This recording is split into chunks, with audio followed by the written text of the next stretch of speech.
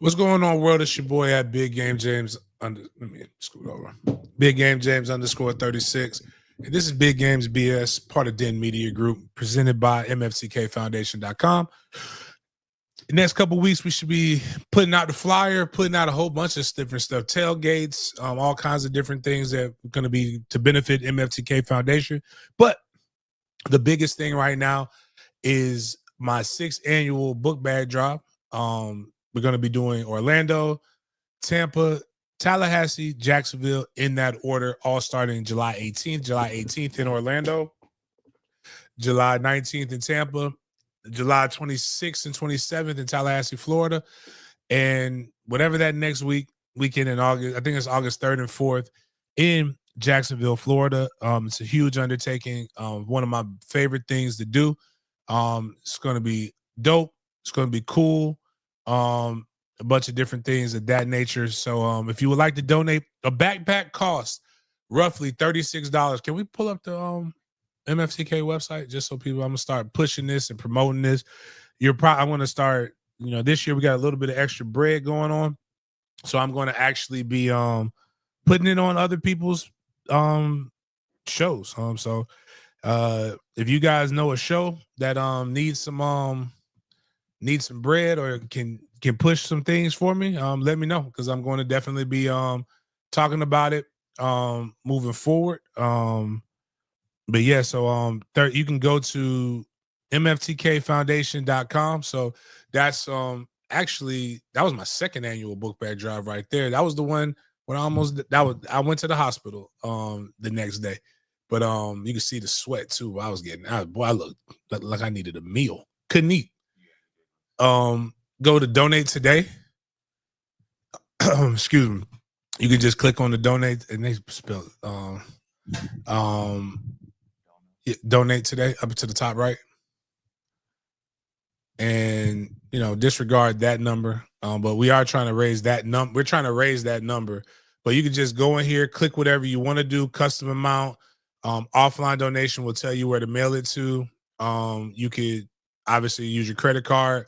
$36 is what each book bag is. We also have a Cash App, money sign MFTK36 is how we do it. We'll eventually have the store on there. So if you want MFTK apparel, standard over everything apparel, sports den caps, we'll probably have Dope Boy stuff. We're going to have a whole bunch of different things that people can get. But this is literally, the website makes it extremely easy for you to be able to go to. Please, share with a friend. Crowdfunding, this is the best way that I've found to be able to do what you want. Majority, I can't say 100% of the proceeds, because I do have to pay a young lady, excuse me, by the name of Brittany. She's not really, she's young. To make sure I was about to give her age out, but she's young. She's younger than me, so that's all that matters. To make sure that all of our T's are, our I's are dotted and our T's are crossed. But if you would just, just put it in there, donate, or you don't have to donate, but you can share. Sharing is just as big to me as a donation, because awareness is the biggest thing. A lot of people don't realize that or recognize that, because once we get the money, which I will get the money, we got to get kids to get impacted. We got to be able to go in and do those different things. So, 3,600. Listen, it costs way more than $3,600 to do this. I can promise you that. Or you mean 36? Unless you mean like 360,000. But yeah, I can't. 36. I can't.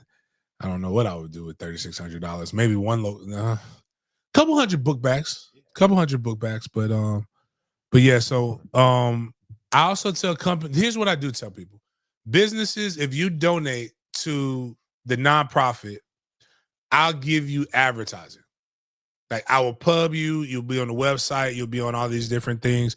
Not to make it political, the funniest thing I always joke with people, the largest donation from I get a lot of Bloods giving a lot of money to this. And anybody who watches the show knows I'm not talking about your traditional Bloods and Crips. I'm not talking about you. Yeah, I'm not talking about traditional Bloods and Crips. I'm talking about Bloods meaning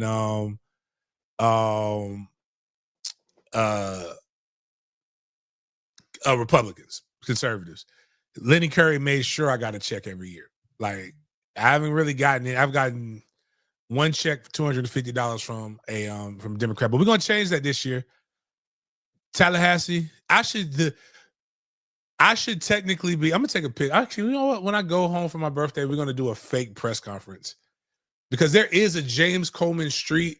Excuse me. There's a James Street in like a Coleman Way.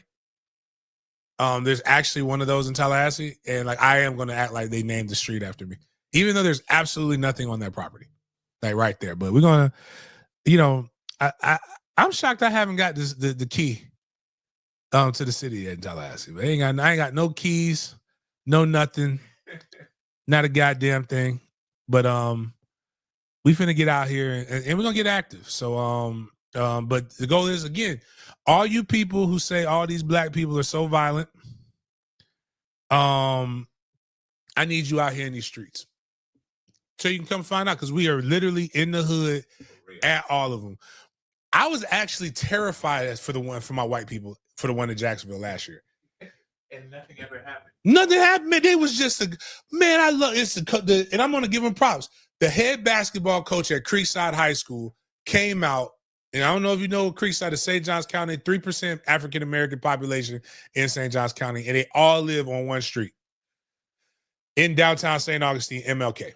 That is where all the black people in St. Johns County live. But my pilgrims came out there, and they weren't just sitting there in the safety of the school. Like, so we have the block sewn up. Like, it's like literally shut down the entire neighborhoods, which some people don't like that too much. I give them, I get it. Like, you blocked in your home. Like, nobody really wants that. But like, they're going out and they tag the cars and put this many book bags. They're getting food. They're getting this. And it was just I was like, where? I said, I know I saw white people here. Where are the white people? Oh, they went walking in the neighborhood. I said, you let them do what? And I went on a mission. I went in my car. I'm not all the way proud. I knew nothing was going to happen, but just in case, right? I went and I got I went and got Tara out of my middle console. Tara's my 9. And we went walking to go find my whites. I had to make sure they were taken care of, and they were just happy. I said, I was like, come on out here. Like, stop judging people. Just like I tell my blacks, man, we're going to take your ass in the Ponte Vedra. We're going to go see some cool shit. That's different. I promise you, your mentality and your thought of America, not the politics shit, but like your thought process, you'll start to see a lot of this shit you see on social media is all bots. And you're going to realize that everybody got the same things. All people want to do is earn a living, take care of their family, and not be fucked with. Correct. Like that is transracial. That is it doesn't matter what your economic status is. That's what all that shit is. So, but we're also, from the Book Bag Drive, we're going to put out this stuff. I am looking for shooters. I'm looking for shooters. We got one young shooter and young producer, Jaden. But basically, I want some young guys to live Jaden's best life. Well, not quite, because Jaden's also over 21, so he can actually take adult trips. All right, but from 16 to 22 years old, if you live in Jacksonville, Tallahassee, and I'm actually kind of interested in the Central Florida area too. But if you are interested in getting into sports media, and you got a camera or you got some editing, you know how to use social media, inbox us, let us know. trying to grow this, give you guys opportunities to be able to go and get better at what it is that you do. And you know, is it it is an internship. I want to make that clear. But you'll get a chance to do some fly shit. And it's better than, you'll get a start. You can boost up your portfolio. And if you can make money off your pictures and your reels, man, you own that shit. I just need you to put it on either Big Games Gridiron, Den Media Group, and help work the social media so that we can continue to put out and produce elite content and also keep me hip. I'll be honest with you, man. Jaden keeps me young, man. I like it. Some of this young shit, I have no idea what the fuck is going on, but that's why you keep a young bull around you so that you can stay hip. And on that note, trying to think what happened. Did anything special outside of just some wild shit that's not sports related? I don't know. Anyways, let's get into what are the topics we got today, Jaden? Before we get into the topics, we got to hit the prayer up. Is he talking? Oh, hello. Can you hear me? What time it is, dog? Thank you, God, for another day. Thank you, God, for another day. Thank you, God. God is great. All the time. All the time. Fuck yeah. Fuck yeah. Fuck yeah. Too much. Too fucking wanna thank you, God. You motherfuckers better thank God. I think that's what he said. Shout out. Post-Easter edition. My guy hit me up and actually gave me some game too. I love when people like give me historical context. They say Jesus actually died on a Wednesday. Really? Yeah, and it would make sense, right?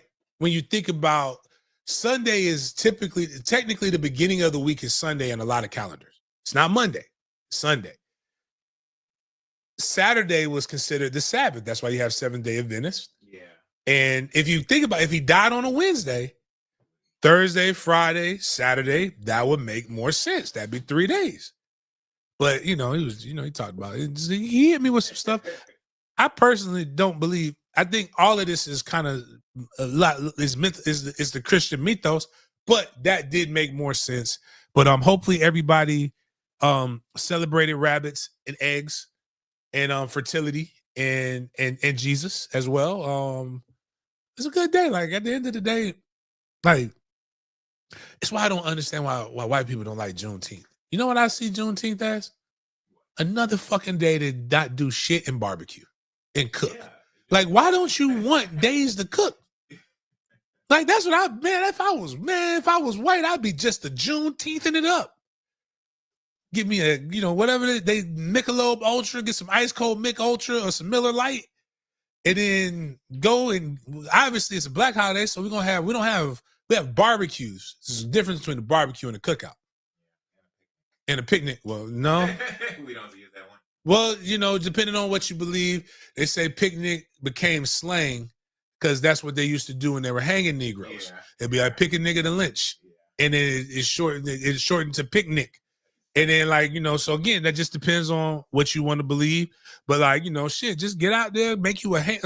I think one of the some of the people they getting. I didn't even know. Also, my bad. Before we get into this, is Easter one of the holidays you have to call family? Because I'm confused. Because I think you're in trouble because your dad didn't hear from you. Yeah. I thought it was just Christmas, Thanksgiving, 4th of July, maybe. I don't know. Like, I'm getting confused as the holidays that you're required to call family. Because my uncle texted me, said Happy Easter, and I can get group checks from coaches, Happy Easter, and I'm like, man, what the fuck is going on, man? Like, I don't remember it being like this, man. Ever, no. Like, I remember Easter's when you're supposed to get fly. Now, I think the last time I went to church, I think Trey was 1 or 2, and he was free. I ain't gonna lie, man. Baby boy, I gotta go find that picture. Baby boy was clean. He had the linen vest, like the long sleeve shirt, and like the pants. And for some reason, he said he needed to pack a bag.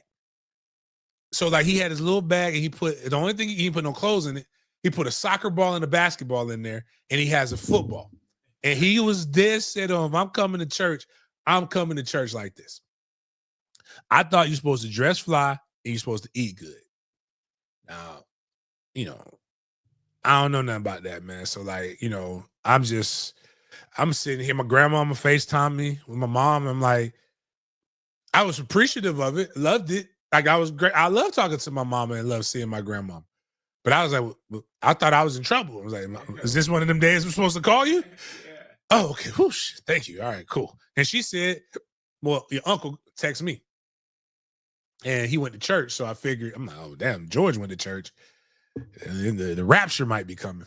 I was supposed to call my heavenly father. That's what I was supposed to do. Right, man. This is when he went down 3 days and was hanging out, whipping ass. He was basically John Wick and the devil, and then came back up.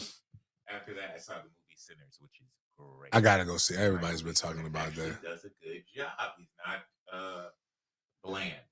So, you know me, I've always said I love Nick Cannon in Black Panther. Because that's what Michael B. Jordan, like Michael B. Jordan being tough.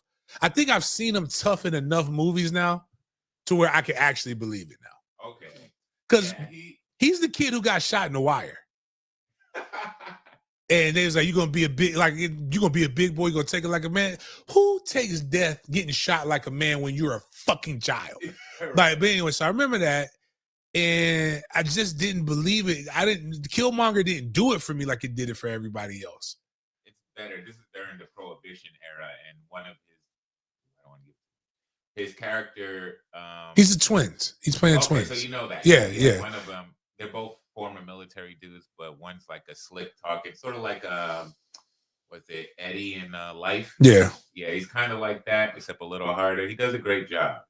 But like they're saying, like I saw something that was kind of deep. Like they say twins because they're around each other so much. One gets really, really good at something, and then the other one doesn't do it because that one will always do it for him. And I guess one rolled the cigarettes because that was back. It was old when you had to do your fresh, when you had to roll your own tobacco. What did you watch? A review? I just see people post stuff. Like I'm sorry, I will ruin a fucking movie for you because it doesn't do anything for me. All it does is make me want to watch the movie even more. Yeah. Especially if it's good. All these good ass reviews, and telling people, all I'm doing, I'm gonna be looking for shit. I'm like, ooh, I see that. But it gives so much symbolism. So like, we talk about so much stuff on this show that y'all don't even realize it, right?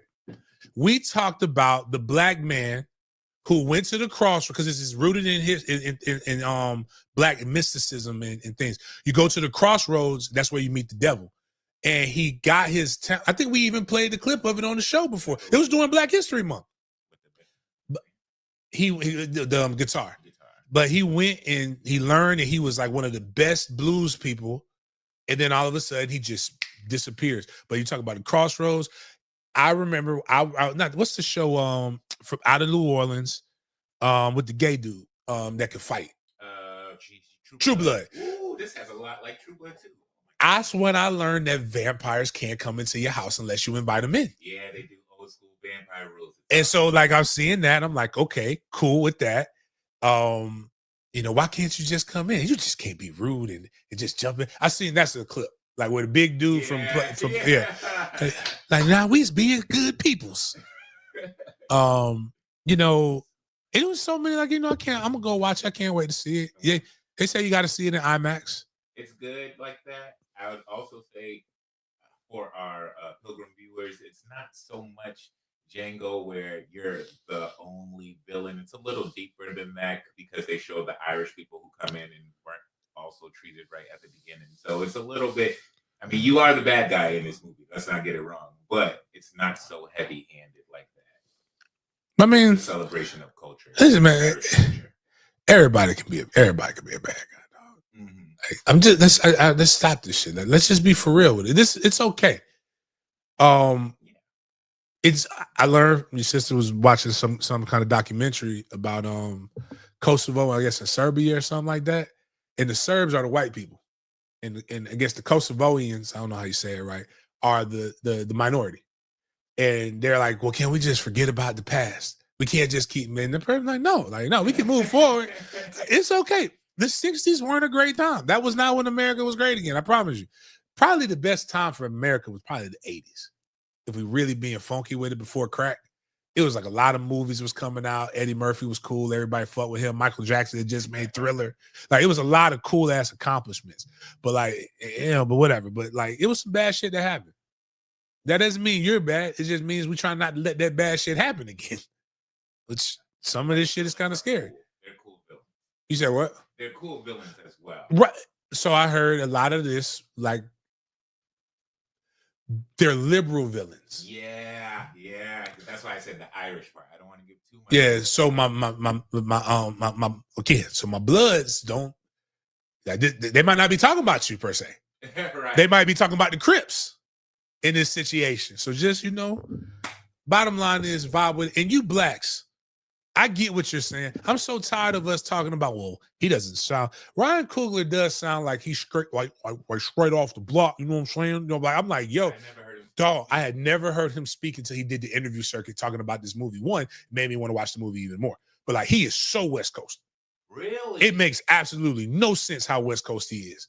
I had a story about him going to the bank and writing a number because he didn't want to say it out loud. Yeah. And they called the police on I believe it.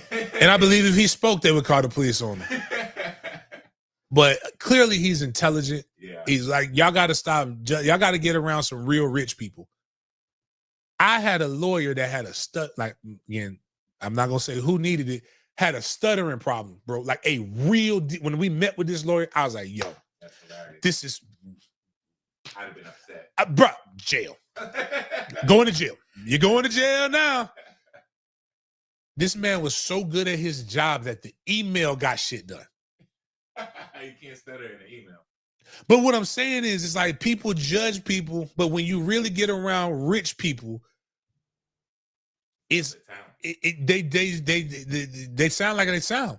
Like, again, remember, everybody talk bad about again, somebody put my dog Beast Mode in here. Like, everybody said Marshawn is dumb until you realize the motherfucker went to Cal. By the way, there's something with him and his mom that was so amazing. So amazing, that motherly love. Like, when you know you got a badass child and you love him, like, she helped him. He would have been considered a dummy had his mom not went to school, listen to her child. He's like, I can't. He was bad in school because he couldn't see. So they had to go piece some stuff together to go get him some glasses. Then again, he got good enough GPA to be able to go to Stanford. Master, I think he was finance at Cal. Like, he's the one who was giving advice with the Seahawks on all their stock portfolios. But anyways, Ryan Coogler, amazing. All of that shit, dope. His voice makes it even better. Like, I just like, just go listen to his Breakfast Club interview. It just like, he sound like he about to start crip walking at any moment. Like, it's just amazing. But my bad. All right. So now let's get this going, Jaden. Oh, hold on. My bad. I got the pictures of the last time I went to church. Y'all think I'll be bullshitting? This was my baby boy. I feel like I remember. This was Trey right here with his little thing. And you see what's in the right hand? 3 points of contact. Perfect. Like, that came out the womb, dog. That ain't coaching. That's natural. He was now the motherfucker wear deodorant. I starting to hate this man because he's like talking to myself every fucking day. All right, Jaden, what we got? All right, can you hear me? Hello? We don't hear you, Jaden. Here, let me We try got it again. Can y'all hear me now?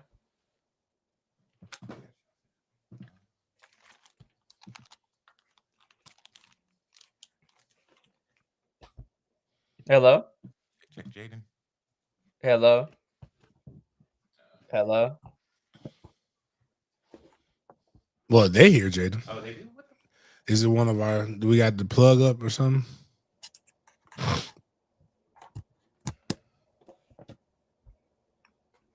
Okay. Can y'all hear me still? Hello?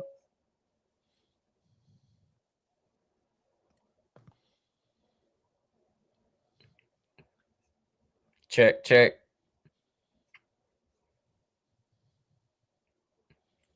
Dang.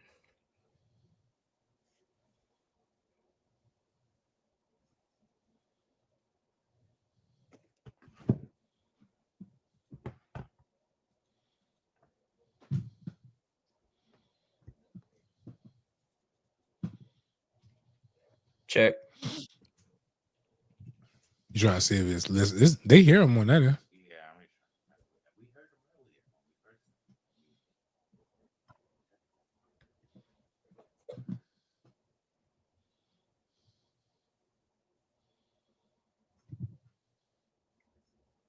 Well, since the chat can hear me, I'm gonna just go ahead with the show notes.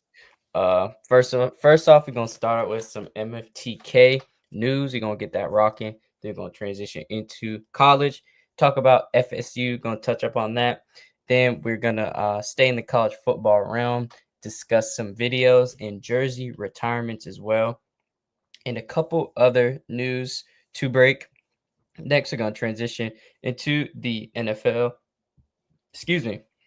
So in the NFL, we're gonna have some Yo, infographics. that's wild.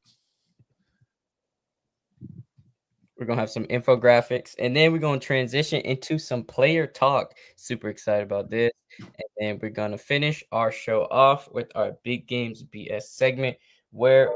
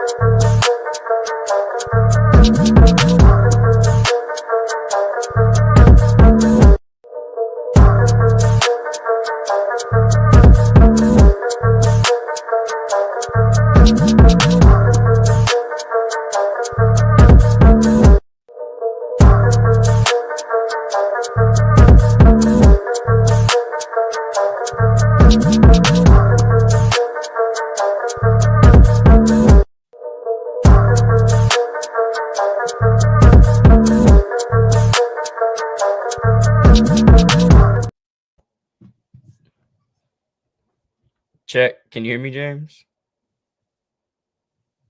You already. You aren't. Oh, wait, okay. Jaden, go ahead, just get a rundown. We'll figure it out. Actually, Okay. it might help the thing. Just put the might need to just put the list of topics in the damn chat. And Miles just put the thing on loop so he can reset the soundboard. Okay. You still can't hear me though? Dang. All right. So chat. Let me see where we left off at chat. So I think I was Yay. okay.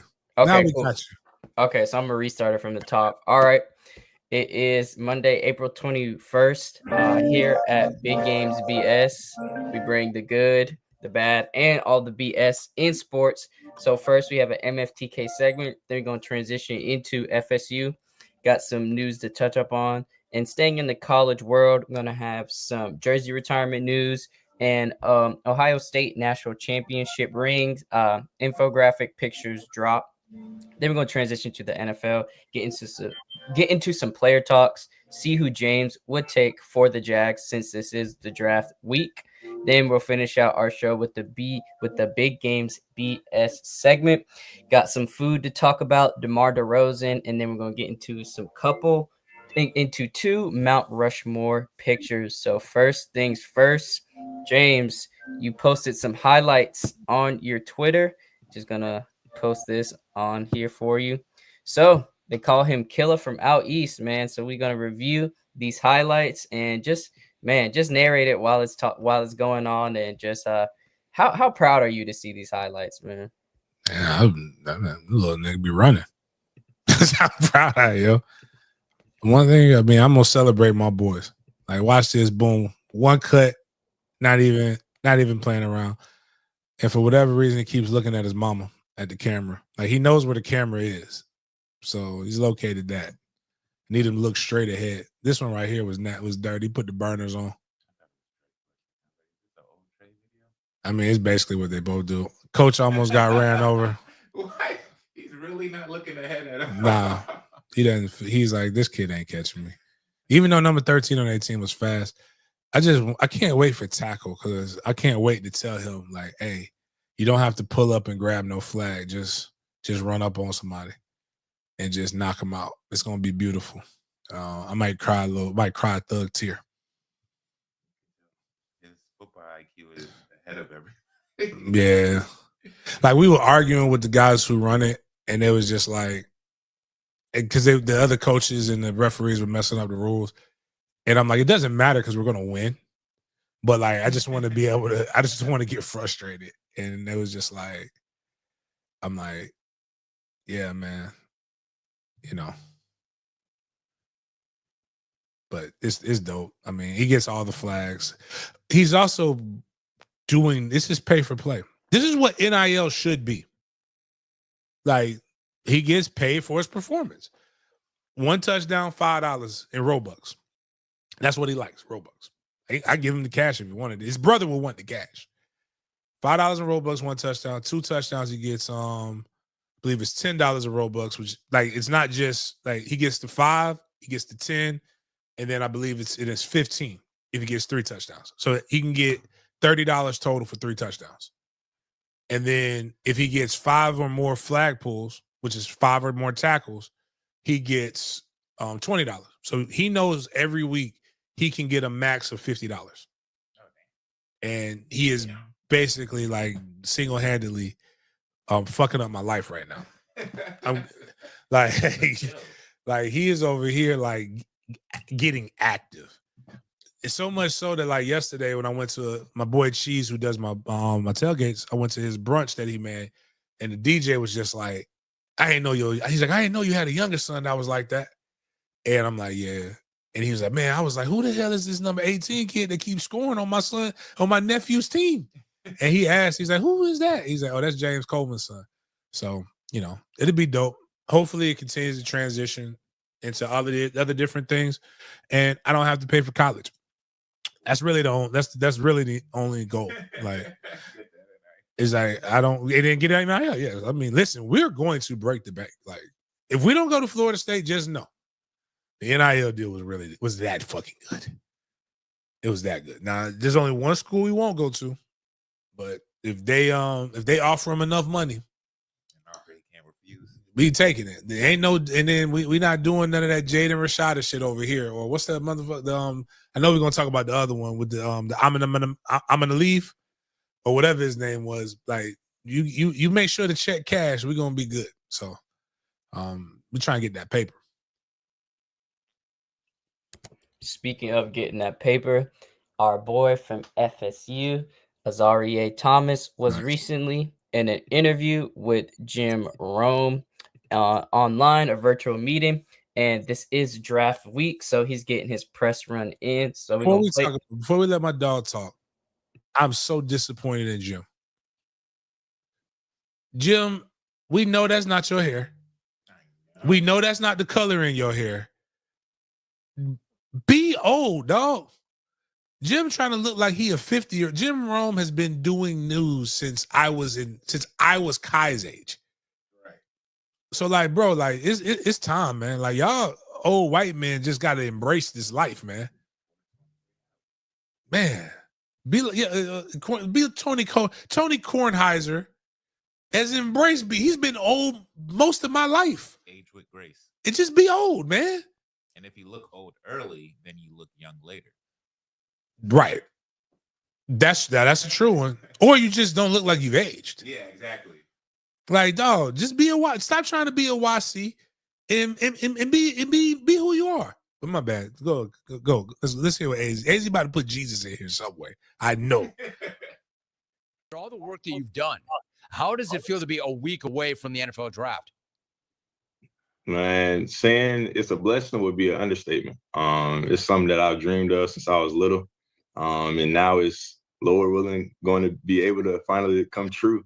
And so it's some feelings that I really can't explain. It's some feelings that I'm still trying to process. So it's kind of all over the place, but I'm just trying to take it all in. You know, I can appreciate that, especially given the journey that you took to get at this spot. Let me ask you this. After making just one start and being used in nickel situations your first couple of years, did you know that given the opportunity, you would make a major impact that you made this past season as a starter and have the kind of year you had?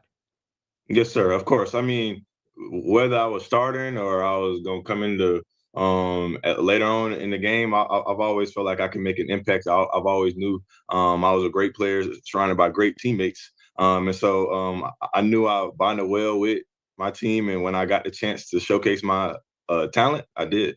So let me ask you this, knowing that, and you did know that, and you had that great belief in yourself, was it challenging to have to wait for the opportunity? No, sir, not at all. My mom has raised me well. I'm selfless. I'm humble, and I walk in that. And so whether I'm winning or my teammate winning, to me, it's a success and it's a joy in my heart. And so, I didn't really have any malice or hate in my heart for anybody, because when I got in, I showed up and I was ready for my chance.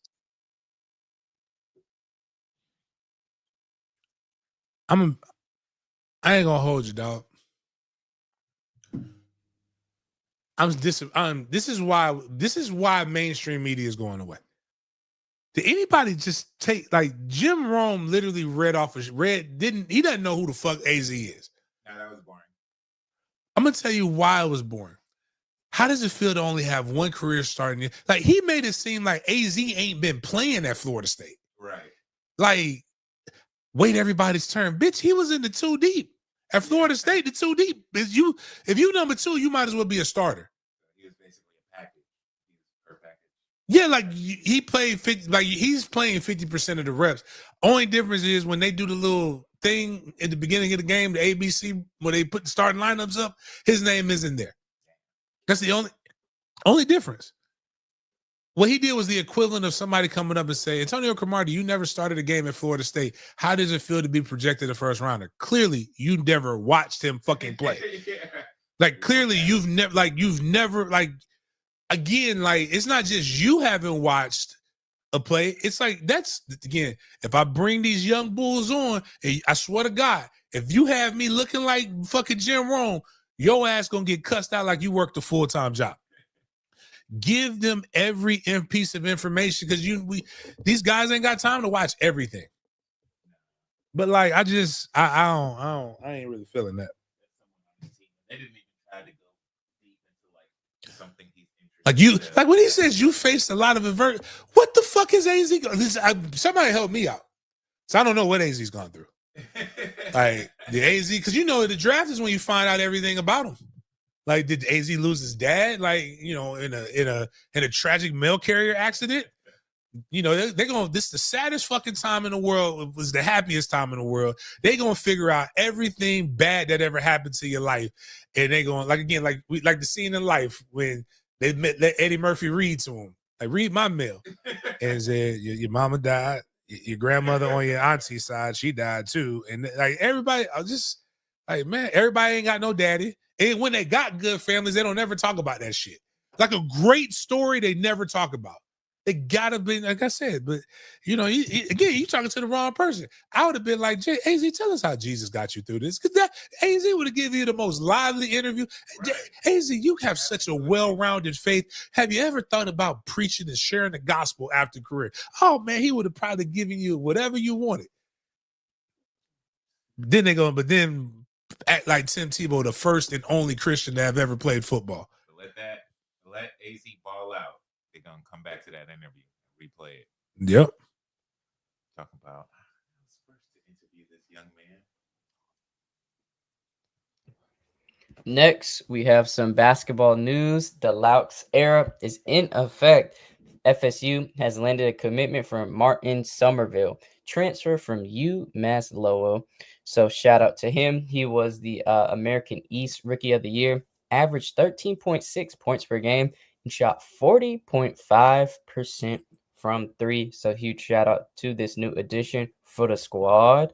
And shout out the FSU women's golf squad. The first time in history the Seminoles take the ACC women's golf title home to tally. Man, this is great. James, did you hear about our women's team getting this championship? I'm not gonna hold you, no. It's okay. That's why you're talking about it right now. This is the first in history. I'm happy though. I'm finna retweet the fuck out of that shit, but like, I can't name you a women's golfer. Like, I don't know anything about. I forgot we had a women's golf team. Like, this is news to me. When's the last time you Play golf? Ooh. A couple years ago. I just, I actually got rid of my golf clubs because I don't play them. I mean, they were cheap golf clubs, but not that way. That's AA. You put AAC. It's ACC. But nah, shout out to the girls. Shout out to the girls. We gonna go Asian in there somewhere. Yeah, I think I seen one on their account too. So for sure, that was a good guess. Good guess. We're gonna go across the tracks with this one. Well, this player was formerly on the other side of the tracks, and then he switched to the other side. So Charlie Ward era begins now. So approximately 44 minutes ago, there was the introductory press conference to announce Charlie Ward as the Florida A&M 16th head men's basketball coach. It started at the Alfred Lawson Center around 10 a.m. So that means about now, they're probably just now getting started at 10:45 on CPT. And then Charlie reposted it saying, "I'm looking forward to the opportunity to lead the young men that God will entrust us with over the year. It is go time. Go Rattlers." Funny thing, I'm looking at my IG and I'm looking at a picture of like this is a video from Charlie Ward's IG account. And boy, when I tell you, like, he got a daughter that I don't give a damn what Charlie wife looked like. That she ain't had nothing to do with Charlie's daughter. That daughter looked just like Charlie with a little bit more weight, and like that the Charlie face on a female. That's what Charlie Ward's daughter looked like. It's crazy, but congratulations to him. Shout outs again. Y'all heard about I talked about the contract, but the contract got done, right? Y'all heard me talk about Angela Suggs and how Angela Suggs should have been the athletic director from the jump. They had to go fuck it up with one chick, with the chick that was eating everything. Because again, man, the only reason I'm saying that is because if you go this, I don't know if we need to do it on our show or maybe if y'all make this a reel. And I'm not trying to say anything, but I do know from sources over there that there was a lot of good food around her, and she always got 2 meals. But if you look at what she looked like before she got to Tallahassee on the hill, and look at what she left when she was leaving, she gained a freshman 15. Plus, it happens though. Like, they got fried chicken Wednesdays though at the calf, man. It doesn't even. There's no alliteration. No, I don't know why. I don't know why they do it on Wednesday, but it's fried chicken Wednesdays at the calf. They couldn't wait to fried chicken Friday. I guess everybody gone on Friday, but it is a big deal. They run out of fried chicken on Wednesdays.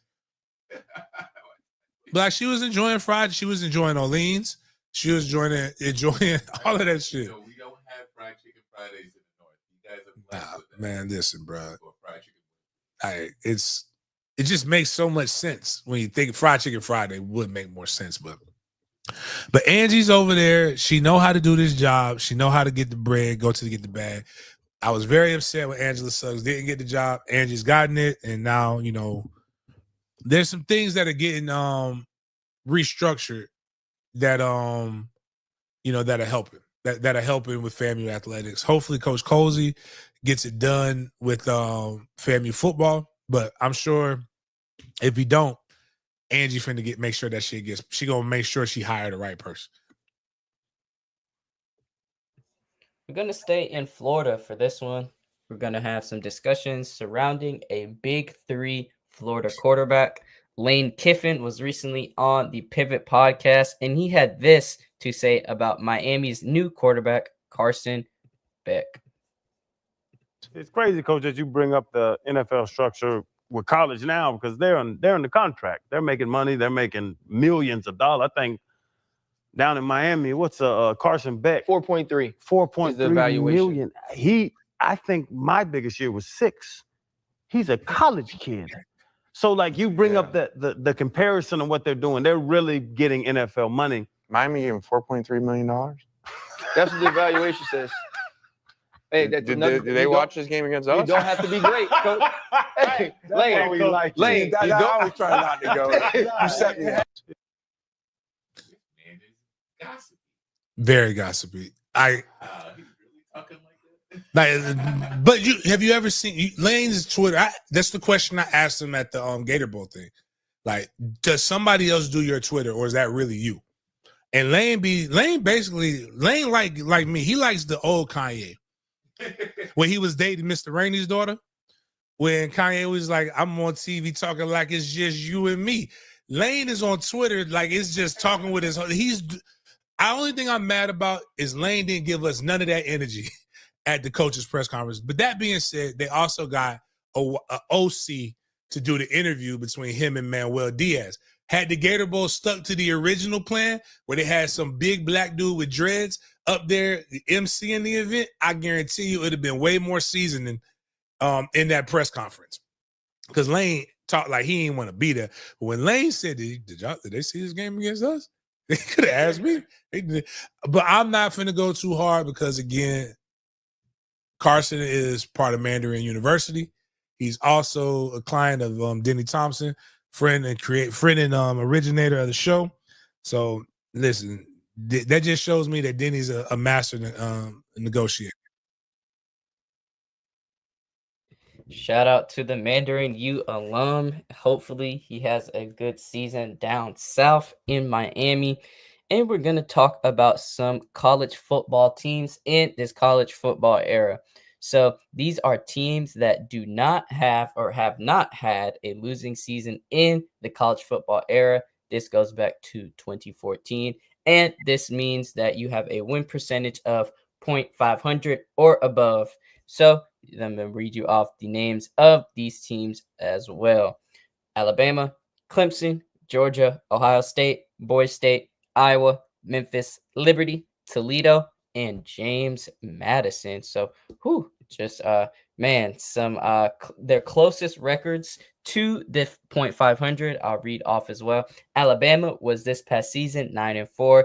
Clemson, last season 9-4. Georgia was in 2016. They went 8-5. Excuse me. And those are some of the notable teams that were close to that threshold. But any interesting teams on this list, James, that caught your eye? No, because I don't give a fuck about Toledo. James Madison just got into Division I. Same with Liberty. They haven't been up there that long. Boise is supposed to be there. Boise's been good since I was in high school. Iowa is not fair.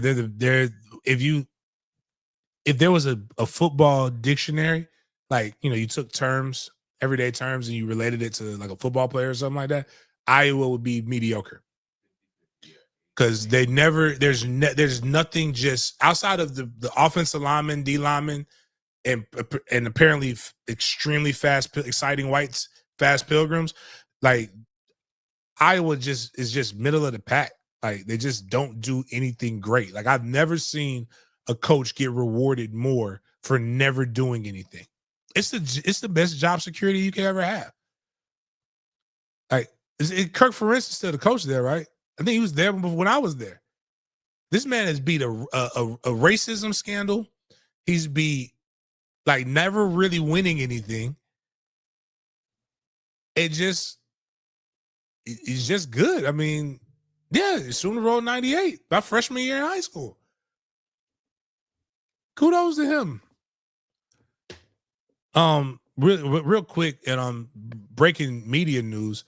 I don't know if we have one of those videos or things. I'll get you one. I'm going to read this, and it's a scandal, and I really thought it would be it wouldn't be a woman that would be coming forward. I know WAC 100 has been, other people have been trying to pay for men to come over because WAC 100 for some reason knows all the gay scandals. I have no idea how a straight man knows all the gay stuff. But Shannon Sharp is just being alleged to be getting paid $100 million for the club, the Shay Shay Network. Oh, really? But he's also being sued for $50 million over alleged rapes. Plural. I was shocked when he dropped the IG thing with what was the name? That's My Michelle. Just been sued for allegedly raping a woman on multiple occasions, and the plaintiff in the case is asking for tens of millions in damages. Lawsuit obtained by TMZ. It's always a Jane Doe. After she says he brutally assaulted her for several times recently, the end of 2024 and the beginning of 2025, following a years-long abusive relationship. They met in 2023 at a gym when she was 20 years old and he was in his 50s.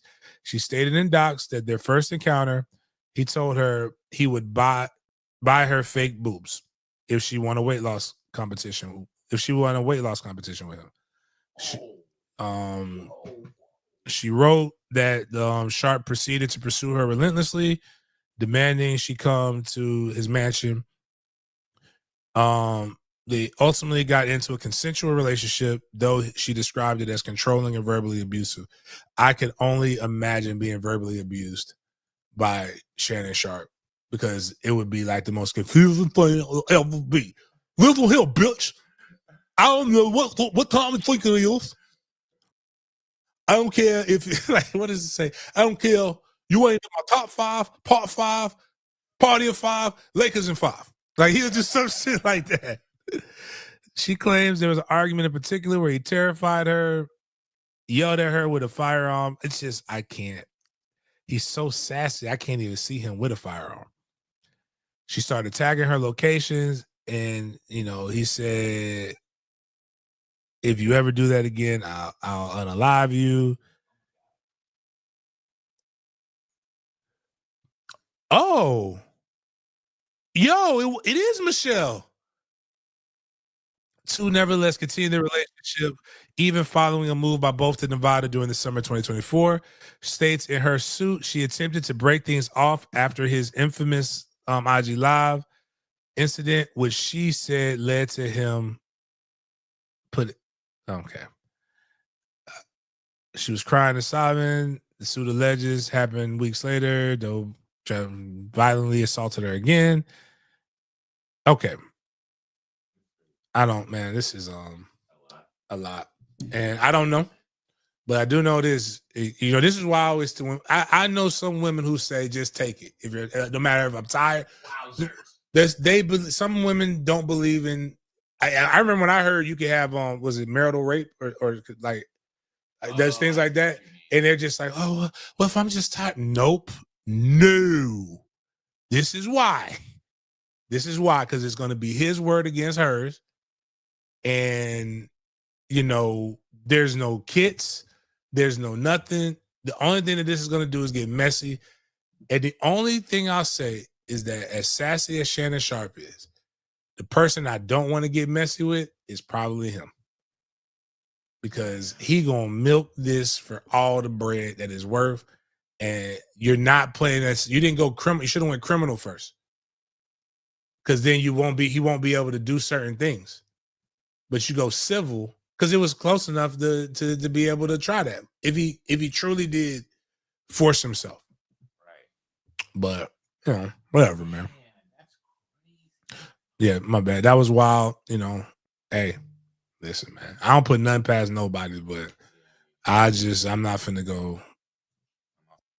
Yeah, I'm not gonna jump to conclusions and say that I knew it because I'll be honest with you.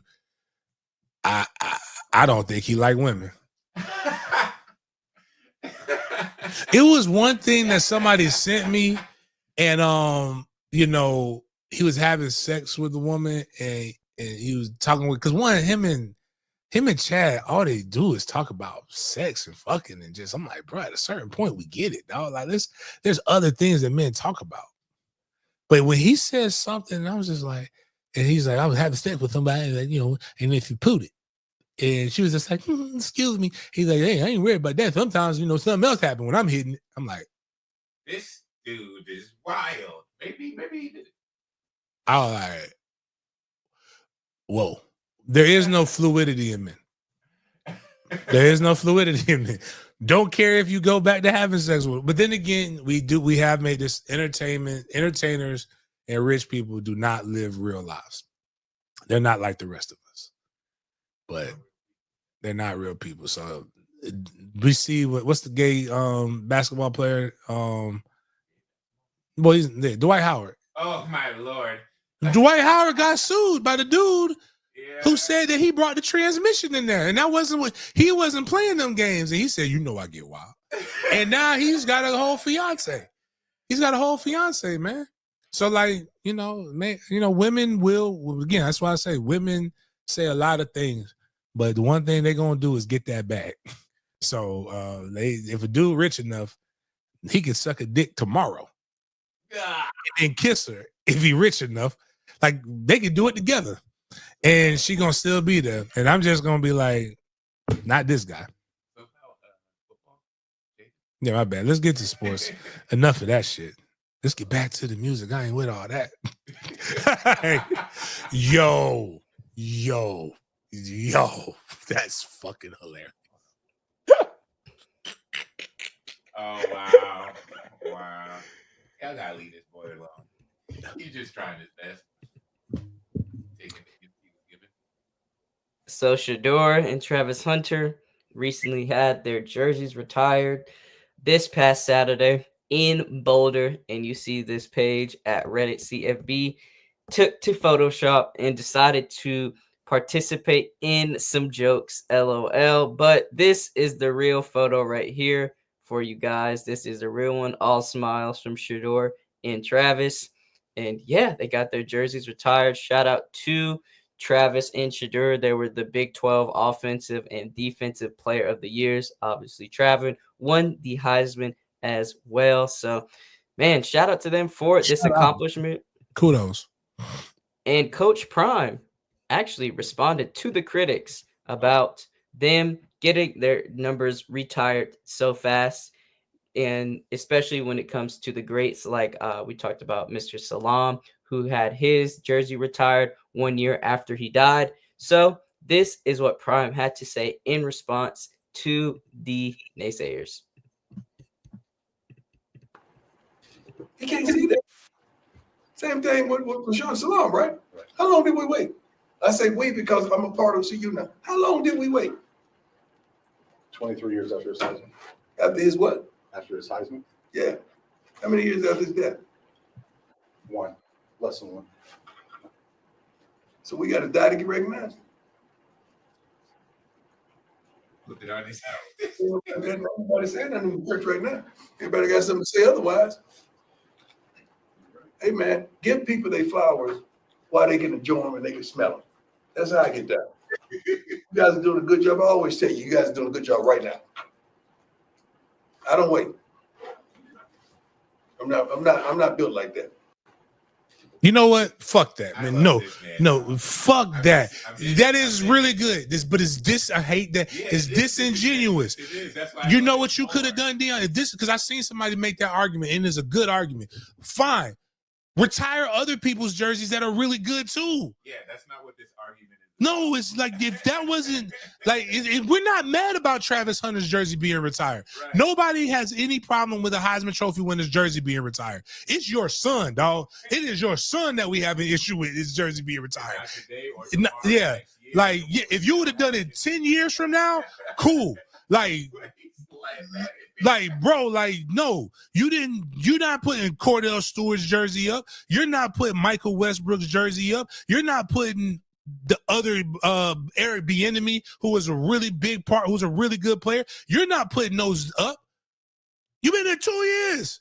If you really, here's my problem with it. It's the same grandstand that the old ass civil rights people be doing, man. Nah, dog, this is just, I don't want to be lied to, bro. It's fine. It's your choice.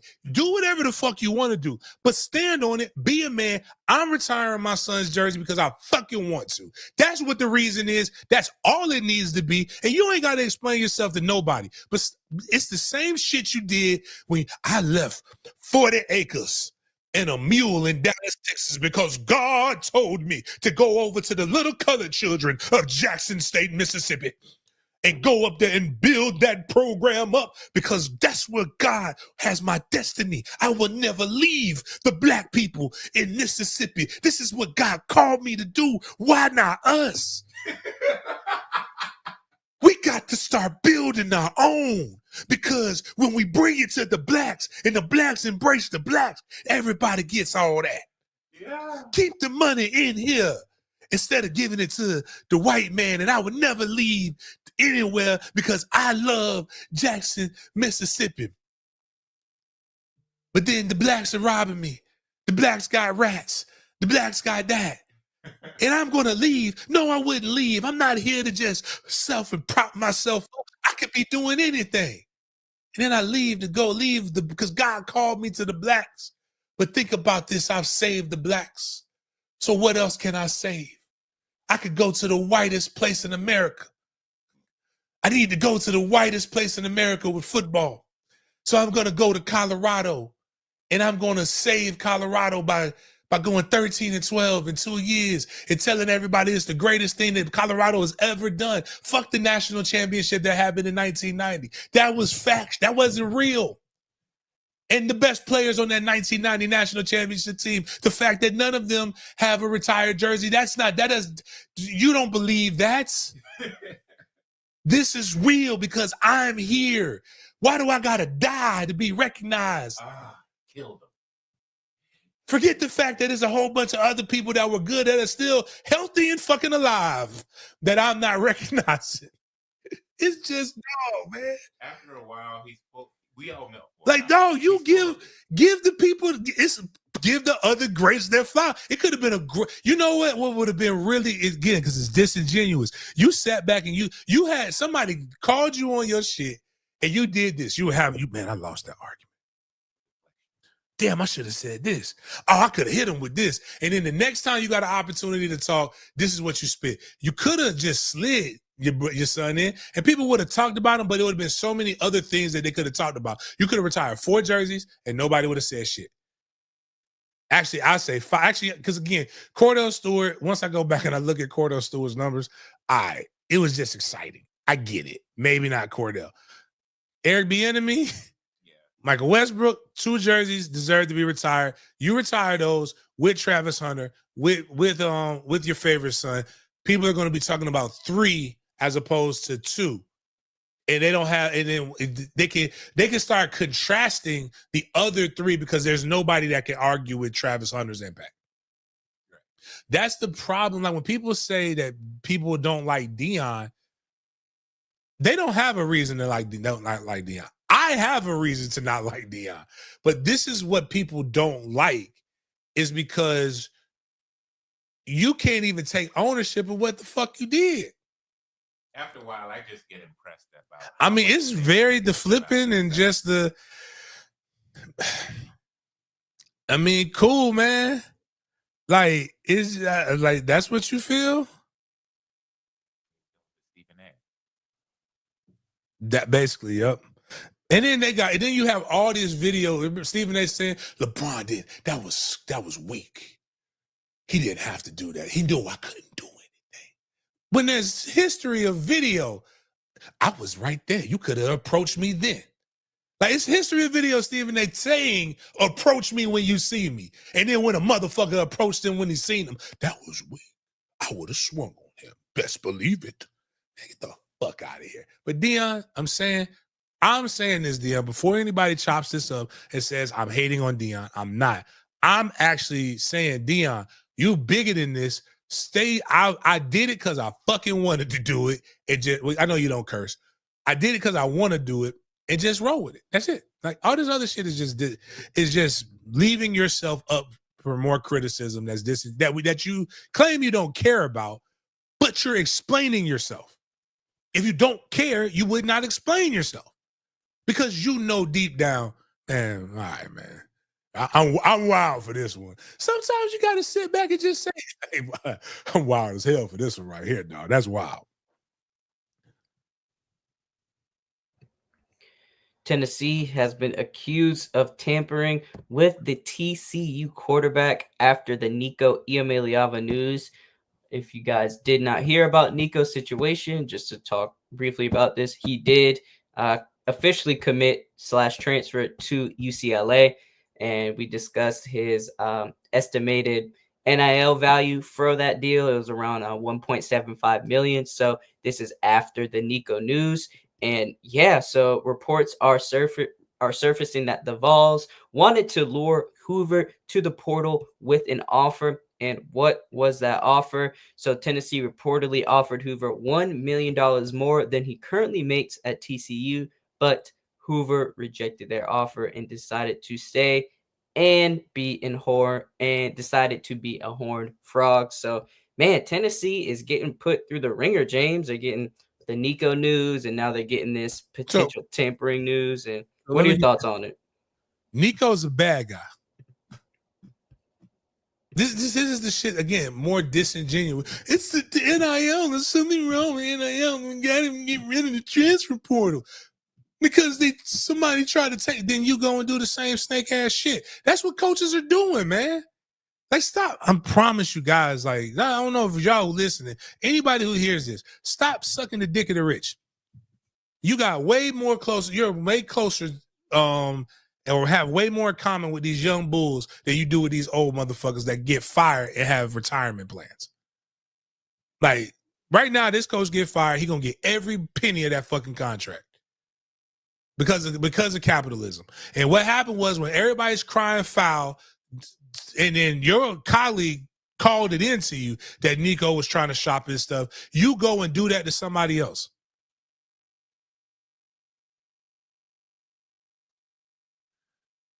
Like, that's a crazy mindset. It's what's wrong. Like, it ain't, I'm telling you, it ain't the youngins, it's the oldest. That's what the fuck is wrong with society now. Y'all be on that bullshit and you don't know and don't call each other on it. And that's fucked up.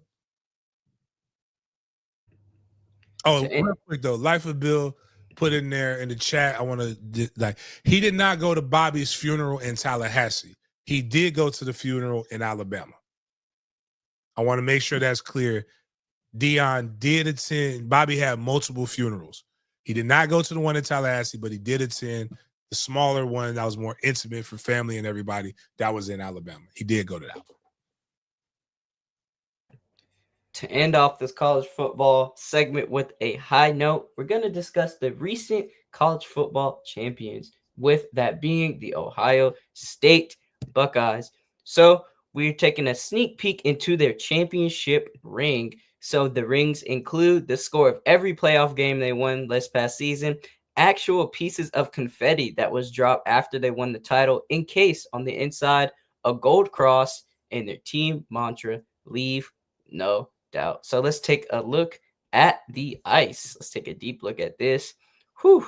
You see that CFP trophy right there in the middle with the Ohio State logo, and the custom ring emulates the shape and structure of the Ohio State Stadium, also known as the shoe. Next, you got the recipient's name right there. And then you have the number or title, and then the key detail at the bottom. And the key detail phrase is history, celebrating the team's historic victory as the first national championship in the 12-team playoff era. That's why there's a 12 there instead of an I and an S. Next, you have 9 stones, 9 marquee stones to honor the 9 national championship in program history. 34 stones wrapped around the bezel representing the stadium side views and the 34 points scored in the national championship game. Then you see they even put the national championship score on the ring. See Notre Dame with that 23 and Ohio State with that 34. And then the season mantra as well. And then this is the kicker. These are all of their playoff scores inside the ring. This is their playoff journey. And then they have the game confetti. This is the exact confetti that was dropped after they won the national title. And the piece of confetti that were dropped during the win and that were floating over the replica field. So, James, what are your thoughts about Ohio State's ring? Because this is pressure. I mean, that's nice. I like the rings that open up like that. You know, I don't wear any of my rings. I don't even know where my rings are at, by the way. But we never won a natty. So like, if I would have won a natty, I'd be wearing that bitch everywhere. I got all my rings measured for my middle finger too. Like that just looks like a really good ring to put on your middle finger. And just tell people where. So like what they got, they're gonna get that. Well, no, they didn't win the conference. So they get that, they'll get the bowl. I wonder if they're still giving rings for each bowl win. Because they used to give you get a ring for the bowl game too. So that would be interesting how that all works. But kudos to them. I know that's gonna be a lot of fun. To have and yeah. We'll wrap up our college football segment and transition into the NFL. The draft is. Before we do that, can we just to put a bow on this NIL shit? Real talk. And I'm gonna use this to a Florida State thing. Mike Norvell. Well, it's two things. And Miles, you may remember this conversation that me and Greg had. I will be more on the side I'll be less on the side of the players if all contracts were like what Greg McGarity gave. I was about to say, what was my guy's name? The former head coach from Miami too. Damn, I'll be forgetting these names. Our OC when we won the '99 championship, it'll come to me. He went in with his first year as being the athletic director at Georgia. He went and said, I'm going to Mark Richt. Yep. We're going to redo your contract and we're going to take away your money. But what I'm going to do is make the superlatives so much that you can almost make double your money that you are already making. So I'm going to take away money from you and it's not going to be guaranteed. But when you do this will be it. So like if you won the SEC, you get, instead of getting like $500,000, you get $1 million bonus. You win a national championship, instead of getting $1 million bonus, you get a $2 million bonus. You win X amount of games, you get this kind of bonus. Recruiting class, like the incentives were so much higher to where you have to earn those things. Now, I would even go, like if coaches took, like for example, right now, because there is no coach that outside of Dabo Swinney, Ryan Day now, yeah, because Nick Saban took a lot of national championships off the table. Nobody deserves the amount. Nobody deserves $10 million. Make it $5 million. You win a natty, you get bumped up to whatever the incentives that you want, because now you have way more desire. You don't lose your desire. If you think players lose their desire to play, you don't think coaches lose their desire when they get a 5-year, $50 million fucking contract that's guaranteed whether they win or lose? Like you think the young bull who has his whole life to work loses motivation, but the old motherfucker doesn't. that knows whether I win or lose, I'm going to get this money. Personally, I believe it should be that. It is not guaranteed. If you win a conference championship, then I'll fully guarantee that. I mean, that's a minimum. Win a conference championship, I'll fully guarantee your contract. Win a natty, I'll you get your incentives, and maybe we go down to half of what you just made the next year. And each time you do all of those different things, we do this. There is zero incentive for a coach to really go out there besides the love of the game, that you believe that the person who has a lifetime, basically has a fucking retirement plan built in, has, and the kid who's got to fight for everything for the rest of his life doesn't. Y'all put expectations on the youth that you don't even put on yourselves or the damn adults.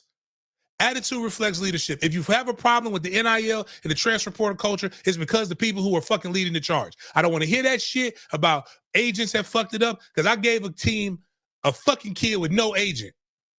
No agent, and didn't even know he wanted the money. And they walked right past that kid. And to the team that needed him, then they showed him the money.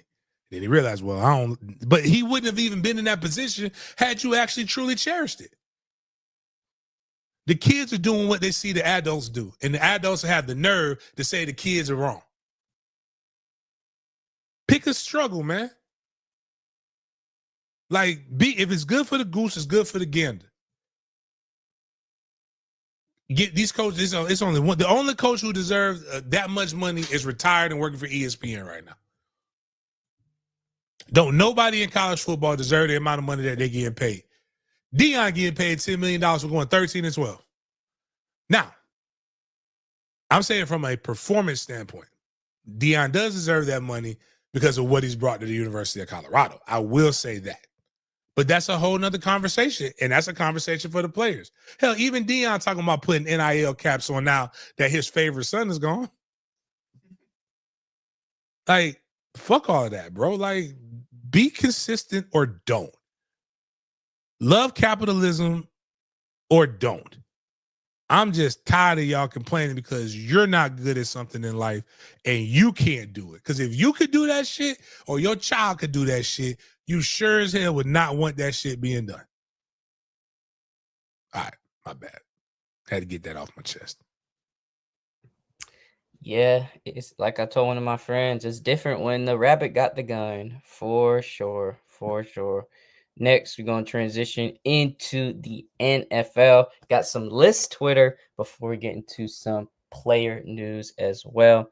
So, James, this was a made list of the top 10 most talented players in the NFL's history, and we were mentioning this person before, and he's at the number 1 spot on this list.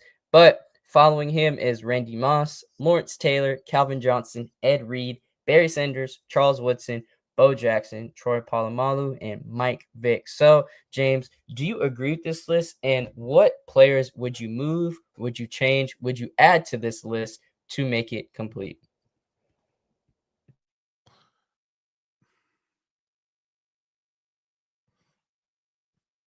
Most talented?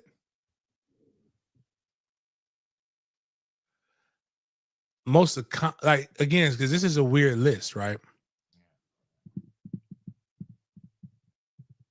Because Julius Peppers isn't on this list. That's one. So it's like you have a combination of most accomplished and most talented. So like Deion Sanders is the most accomplished player of the talent on that list because he did baseball and football. I personally think Calvin Johnson is probably one of the better ones. Bo Jackson should be higher on this list. Michael Vick is the most dynamic, and and Michael Vick not done that shit with them dogs. Michael Vick would be the most iconic football player in history. Because while we say you were mossing somebody when you catch, Michael Vick was literally the cheat code on video games. Michael Vick had a cold ass shoe that we was buying. How many football player shoes have you bought not named Deion Sanders? Reggie White should be on that list. I think, be honest with you, a lot of your top defensive ends should be on this list way more than a lot of these other guys.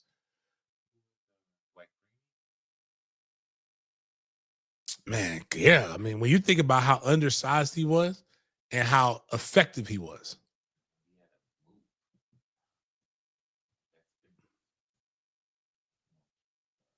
Like that's a tough one, man. I just like I don't. That's a list that I wouldn't even. That just invites arguments, like stressful arguments. To return all the kicks for Kansas City, the human joystick. The X Factor. Yeah, I know what you're talking about. Then you got Devin Hester. But yeah, I'm not. No, I don't even think Devin Hester should be in the Hall of Fame right now. Oh, really? Like, no, there was a lot. Again, it's just a lot of other people I'm putting in the Hall of Fame before Devin Hester. That is not saying Devin Hester isn't good. It's just, I don't know, bro. Like, this is tough, man. You know what? Nope. Most talented player. He was doing it while he was fucking and having a lot of kids. Crow is single-handedly the most talented person I've ever been around. Phillip Rivers too, but like Crow could be Crow is so good in track and field. If Crow would have like put more into track and field, he could have literally been an Olympic level hurdler. That's how good he was. Randy Moss was just Randy Moss was so elite that he was really good at one thing. Like I saw somebody say that is Randy Moss better than Jerry Rice if he would have had Steve Young and Joe Montana. And that just shows me that a lot of people don't really watch football and know why. What made Steve Young and Joe Montana really, really good? No, that is part of it, but no, they're in the West Coast system. And the West Coast system was about getting the ball out very fast. So that was your slants, your drags, a lot of your hitches, a lot of quick things. They did go down the field, but they didn't take shots. Randy Moss was in an offense that was designed to push the ball down the field. He would have floundered in the San Francisco system. And a lot of people got to stop with this FSU shit with Randy Moss. Randy Moss, you want to know the truth? I just posted a video of Randy Moss 97 Peter Ward when he came on the scene. I'd argue you don't know who Randy Moss is in the dynamic that you know him now if he stays at Florida State. You know why? Every wide receiver in that room in 99 and 98 went to the NFL. And he was not Peter Ward in college. He was dynamic. Peter Ward was crazy. Peter Ward was so good that you think Chris Winkie was good. Like if you go, I want y'all to really, and this is no disrespect to Chris Winkie, won the Heisman. He is a great. Me and Pete, we had this conversation. JC, you think them boys was really good like that? I said no. Every catch Pete makes is climbing over top of somebody or taking a short pass and making it a long. Like, don't believe me? Go look at their highlights and look where the ball placement was.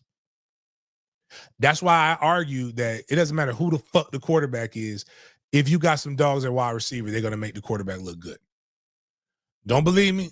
Go see Ohio State just won a national championship with a dude who couldn't complete passes on air at the fucking combine. That's how good Jeremiah Smith is.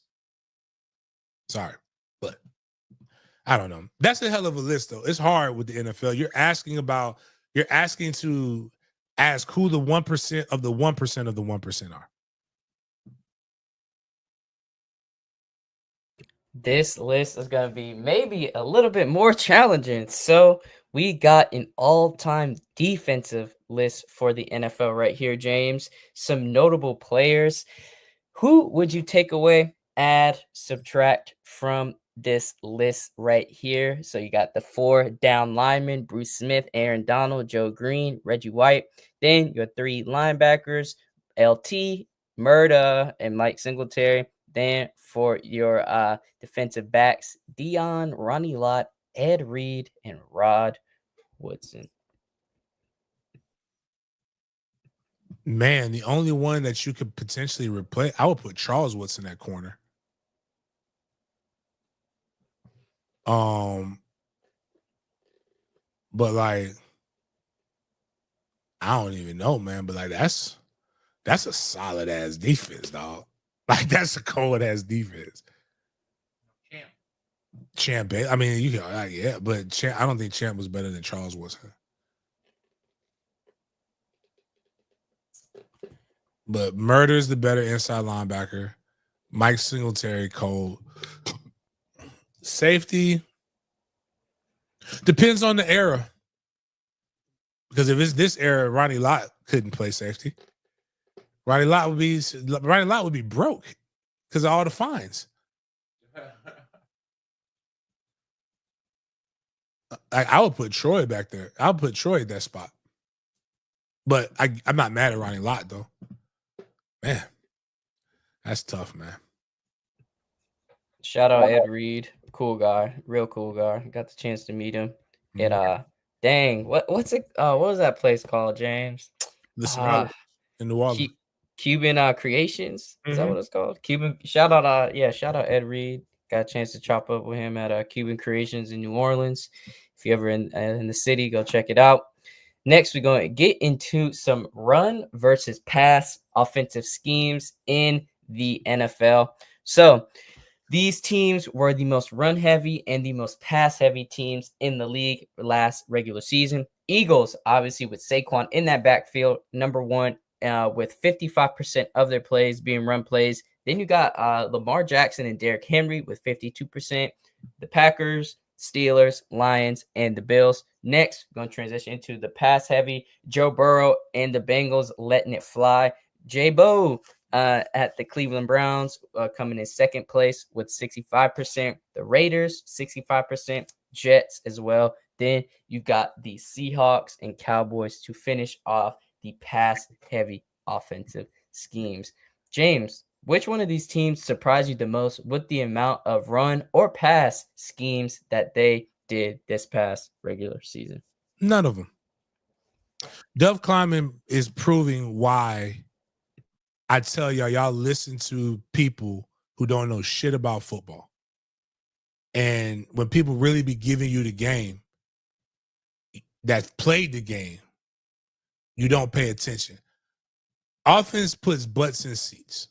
It does not win games. Go over there and look at the pass happy and pass happy and look. Bengals, good. Lost a lot of games. Browns, lost a lot of games. The Raiders, without a fucking quarterback, lost a lot of games.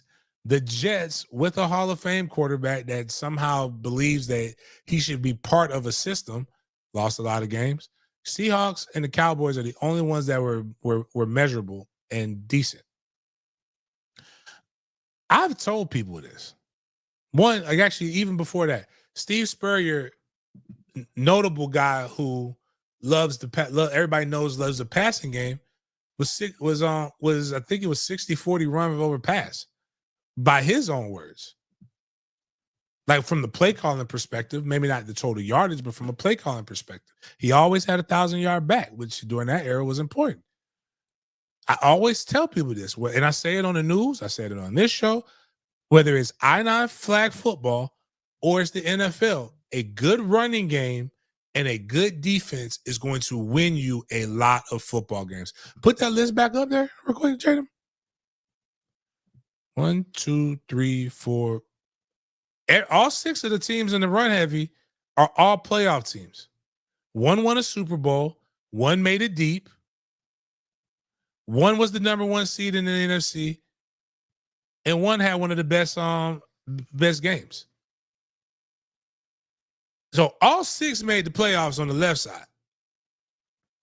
On the right side, not all of them made the playoffs.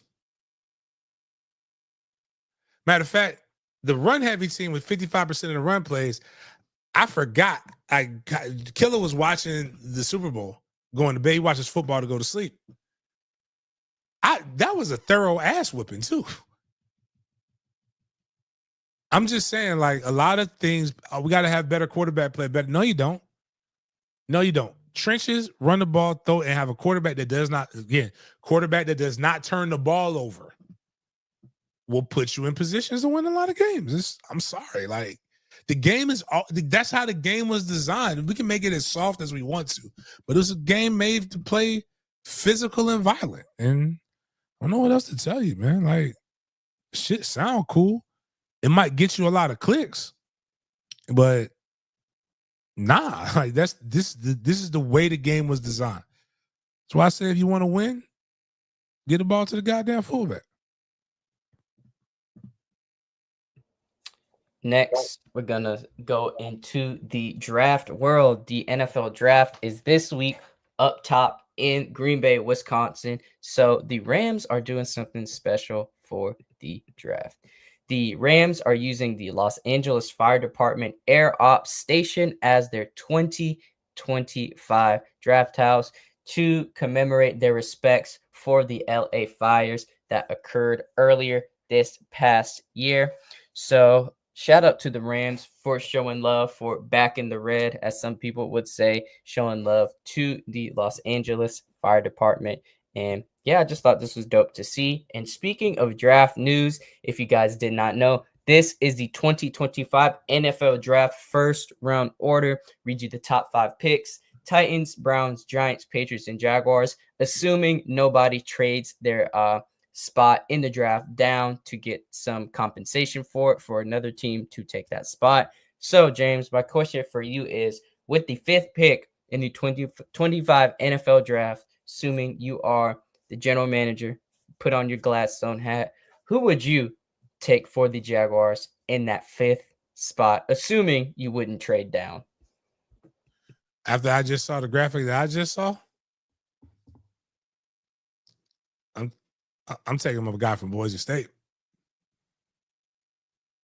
especially knowing that Trevor is not risk averse and likes to throw the ball to the other team sometimes. I'm definitely going to shore up my running game if he's available there, which he should be. But there are a lot of stuff that's saying they're going to trade back, which personally I don't care. I'm going to be up late at night anyway. I'm going to be we're having our draft party at the Lemon Bar. You said you said that was their headquarters, not where they but yeah, so that's what I would get. I'm not really, the more I think about Mason Graham, the more I'm like, can you get that in the 2nd round? Probably.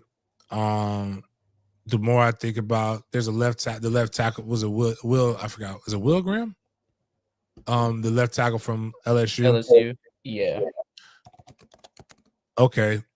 You know, the marketing guy in me wants Travis Hunter, but Travis Hunter doesn't help them win ball games. Yeah, man, I'm not really. Will Campbell was the LSU tackle. Will Campbell, that's it. Will Campbell. Yeah, I've seen a lot of people more recently mock Ashton to come back home, come back to where he was born in Jacksonville, but we will see on draft day, as we don't know what strings Gladstone will pull. And speaking of strings to be pulled, man, this man is in the news again, but it wasn't his own words. So I'm going to share this with you all. Colin Kaepernick's partner said that Colin Kaepernick's partner, Nessa Diab, says Colin Kaepernick still wants to play in the NFL and is trailing daily. But don't take my words for it. This is her sharing these sentiments per TMZ Sports. So let me ask you, is Cap still training? How How is he? All day, every day, baby. All day, every day. I love that. So Nothing's changed. Is he still wanting to play? Can I get a Of course he is. I It's all up to the teams if they'll let him. I love that. Any other kids? Two? Number two? Who knows? Well, you look good nonetheless. Yeah, who knows? James, you gotta focus, my brother. Gotta focus. Gotta focus. I got a question. I got a follow-up question. You gotta focus. Brother, ask away, because I see why he's delusional. So Cap is 37 years old. Do you think he still has a fair chance to get into the NFL as a 37-year-old? Man, he couldn't lead my flag football team. Like, bro, like he hasn't played in like 7 fucking years. Or that might be a straight. So it was before COVID when all of this stuff happened. 2017. Is it over 7 years? Because 2017 is the year that the Jags all took the knee. No, 7 on the hit. 7 on the hit. Bro, like, dog, I'm sorry. It's gone, dog. It is gone. Like, you gotta, man, you got a good thing over there. You gotta, like, I mean, because wait, is she the one? That's the one. So he's still with that. That's the chick that made him not go crazy. That's the chick that made his teammate was with that he took. And then that got him, she let him hit that pineal gland and open up his chakras and shit, and it made him an activist. But like, that's my only gripe with Colin, right? Is that you took a stance. You can't take a stance and then get mad. You can't sue your employer and then want to go back and work for your employer. One. And you took a stance that is notable, and you have been going for the cause ever since then. Now, it's not their fault because she was asked this question. So TMZ is going to make it seem like they just walking around just telling people they want to play in the league, and that's not it. But at a certain point, bro, just like, nah, dog. It's not for you no more, man. When it's gone, man. I know it hurts, but like, just go ahead and if you wanted to play in the NFL, you would have never restructured your contract. That's the biggest thing that I think everybody forgets is that Colin Kaepernick restructured his contract so that the 49ers could get rid of him. Now, in that last year, for people who say he just stinks, he got voted, and he's a cancer. He did get voted like the best teammate by the 49ers in his last season with the 49ers. So like, he wasn't bad. He could have been a backup, but it was a lot of smoke, and he it's the same reason Tim Tebow's not in the league. Well, I mean, for a different reason, but the real reason Tim Tebow's not in the league because he was a distraction as a backup quarterback, because for whatever reason, Christians believe every knock on Tim Tebow was a knock on Jesus, except for the fact that Tim Tebow doesn't throw the football very well. And that's Colin Kaepernick thing right now. Regardless of what you believe about him, it just would have been too much. And bro, just chill out, dog. That's all I got to say. It's ironic that you mentioned you would take Ashton Jeanty with the 5th pick as the, let's just say, fake Jaguars GM, mock Jaguars GM, if you will. And some people had a lot to say about this comparison that they made about Jeanty. So NFL notification said Jeanty's ceiling is Walter Payton and his floor is LaDainian Tomlinson.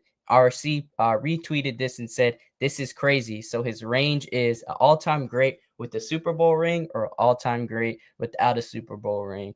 First ballot gold jacket either way, huh? Okay.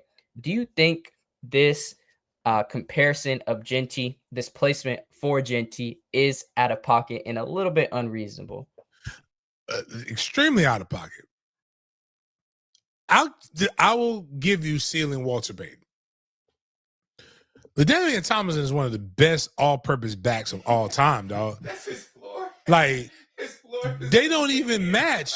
Like, they're not even the same style player. Like, LT was the king of the angle route. The only person that could be in the same breath as LT is Marshall Faulk.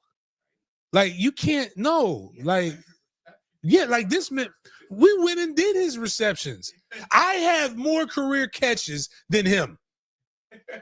in an era where we didn't throw the ball and I was a fullback. Like, yo, like we gotta chill the fuck out, bro. His man's strength was the fact that, again, when we talked about, he was, oh damn, I forgot what it ended up coming out to. Was it like 20 minutes or 28 minutes of like time of possession? Oh yeah. Like when we were creating fake stats. Like his strength is the fact that he's durable and can carry the ball. Adrian Peterson would be a better floor. But even then, that's too good. Yeah, I'm thinking Jamal Lewis, but he's 2,000 yards. And he had a Super Bowl. Yeah. Like, let's find somebody that was okay. Christian McCoy. That would be, I think that would.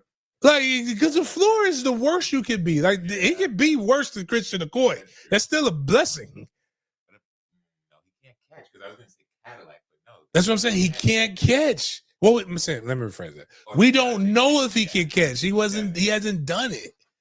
Ooh, DeMarco Murray. But we got to have a guy with vision. So that's why I couldn't say Leonard Fournette. What about Marion the Barbarian? I can see Marion. Okay, Marion Barber. Yeah, I can see that. I can see that. Tough runner. Yeah, tough runner, good vision.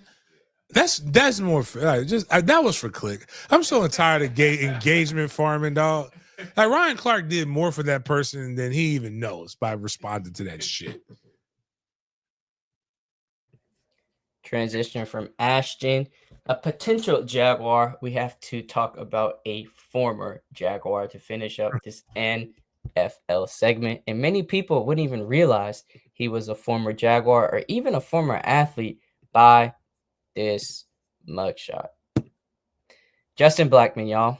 Justin Blackmon was the 5th pick in the 2012 draft by the Jags, won the Biletnikoff Award in college for the best wide receiver, was a 2-time All-American, and he won the Biletnikoff Award not once, but twice. And like I said, he was the 5th pick in the 2012 draft, all rookie, but multiple suspensions ended his career. He was recently arrested for public intoxication, residing in Oklahoma, went to school at Oklahoma State. And man, many people couldn't even recognize this to be Justin Blackmon from this mugshot right here. James, what are your thoughts about the situation with Justin? And man, how could his career have panned out if he would have stayed on the right track and stopped? Yeah, and just fix his life around. Brother been eating, man.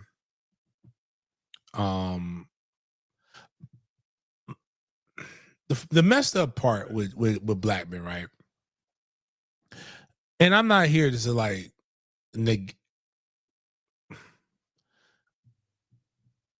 one of the guy got good Georgia Bulldog, George Faust, talked about addiction, man, and how just some people are just predisposed to certain things. Like I could drink with the best of them. I've just never I've done a lot of wild shit in my time.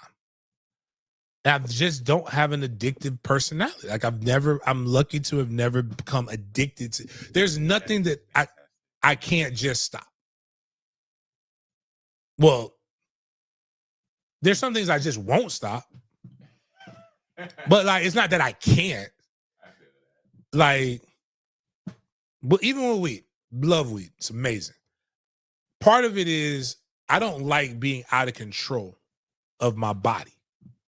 I have a problem with that. I have to be in control. So when I smoke weed slows me down. So when my body slows down, I go to sleep. And like, it doesn't matter. People be like, oh, well, you ain't dosing right. You ain't doing. No, it does not matter how much I get. Don't give me this. I go to sleep. So because I don't like that, I don't do it. Because unless I'm truly in a situation where I don't have anything to do and it's just me. Because my mind goes like, well, what if somebody breaks in? No, I'm nobody breaking in my house. Now I gotta my reaction time is slower. I don't like this. I gotta take care of my kids. Now, luckily my kids are getting older, so I could probably do more things because they can feed themselves at least. But I'll joke, a little bump ain't never hurt nobody. I know people who get strung out the first time they do stuff. I smoke. I remember seeing kids in high school. They were smoking the cigarettes. I used to be like, why do y'all smoke? Why do y'all feel like you just have? What is it about this? Nicotine. But it doesn't do it to me. I could go without smoking cigars for a while. I've done it before. I can. Don't buy sneakers for a year. That might be tough. But that's not that is a trauma response. As I told mom, when my mom was like, "You make it seem like it was so bad, bitch." We were on free and reduced lunch. I had white shoes and black shoes. I only have a lot of shoes because I didn't have a lot of shoes coming up, and I wanted shoes. And then when I could get them, I got, just like I remember when I got my first NFL check, I wanted Crunch Berries because my mom would not give me Captain Crunch. I was like, are these sneakers? No, I wanted the actual cereal. The $5 cereal. I didn't want anybody else to have Crunch Berries.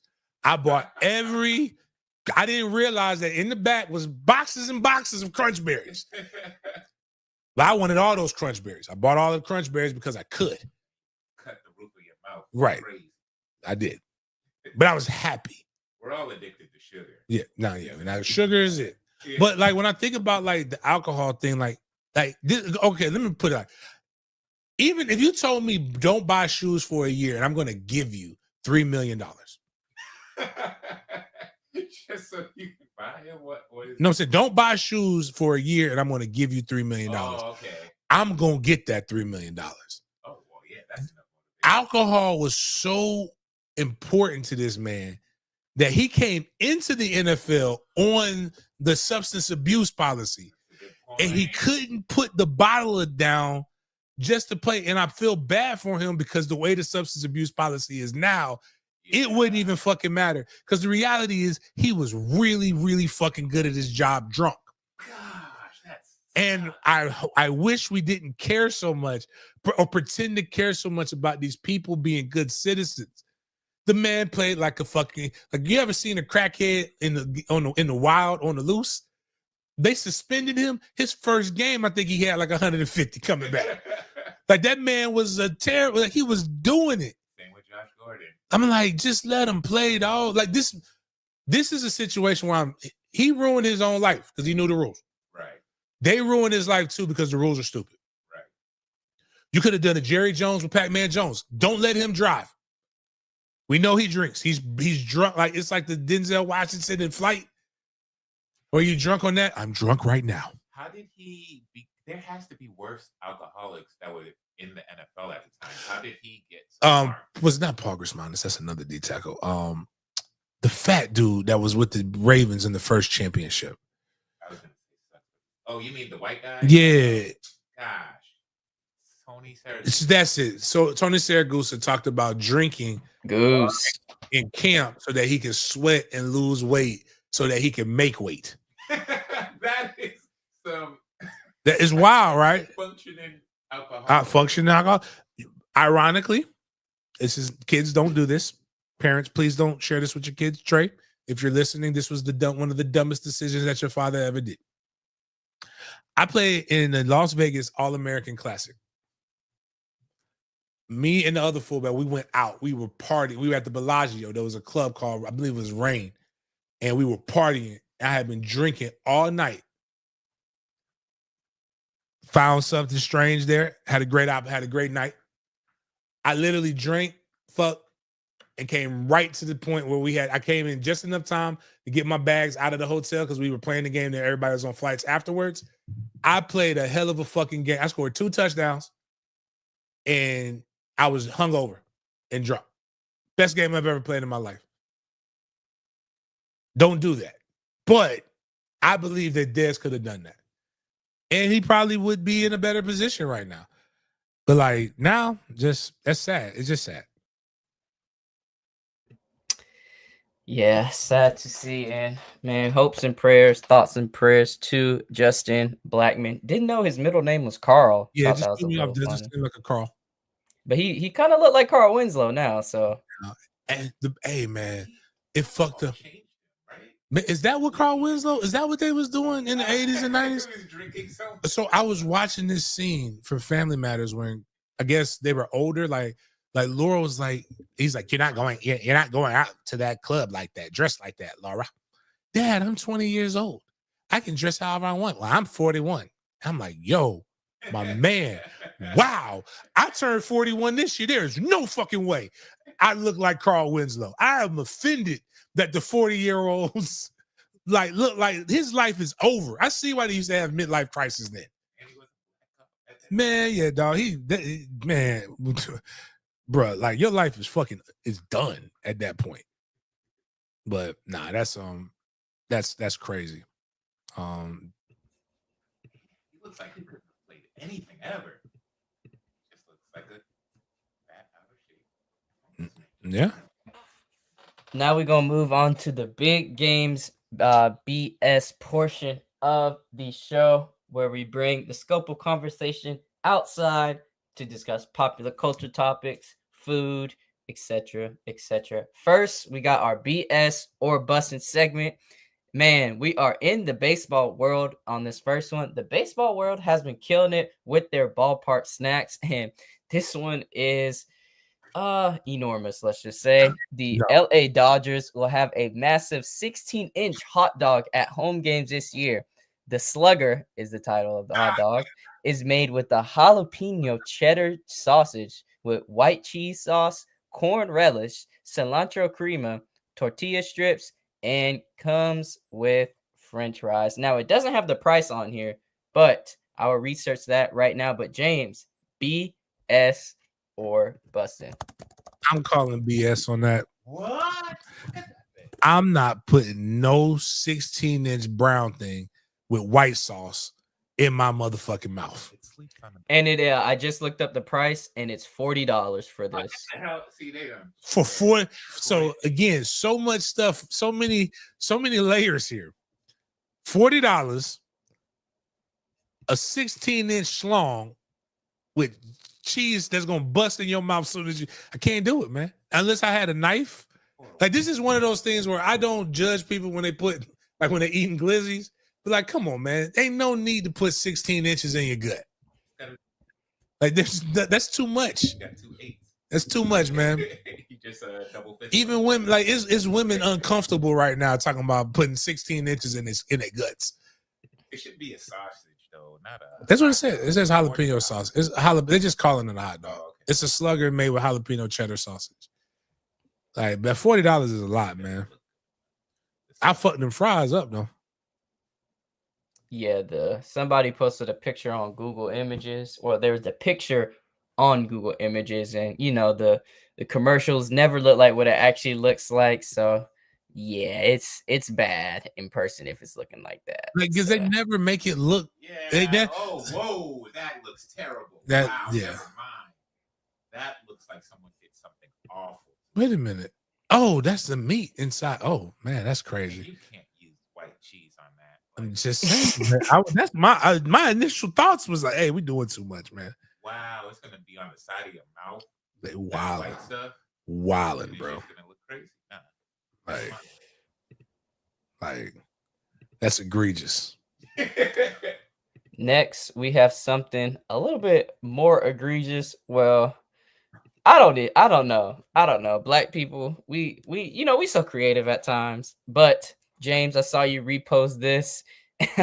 Somebody made candied yam grits, and you said, quote, "This is what oatmeal or cream of wheat is for. Why are we treating grits like this?" So we're gonna play this video, and James, we're gonna get your opinion after this. Like, yeah, go ahead, play it. She looked like she know what she's doing. You're not wrong about that, boss.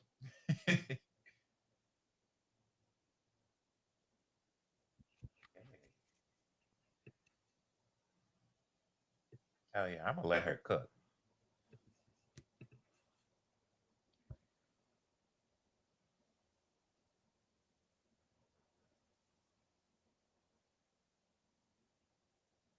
Come on, bro. Individually, a lot of this stuff is good on its own. It looks good together. What? Well, I'm from the north. That's why I had cinnamon and grits before, and I was like, But what I'm saying is, why? Like there's literally, it's like there's something to do this with.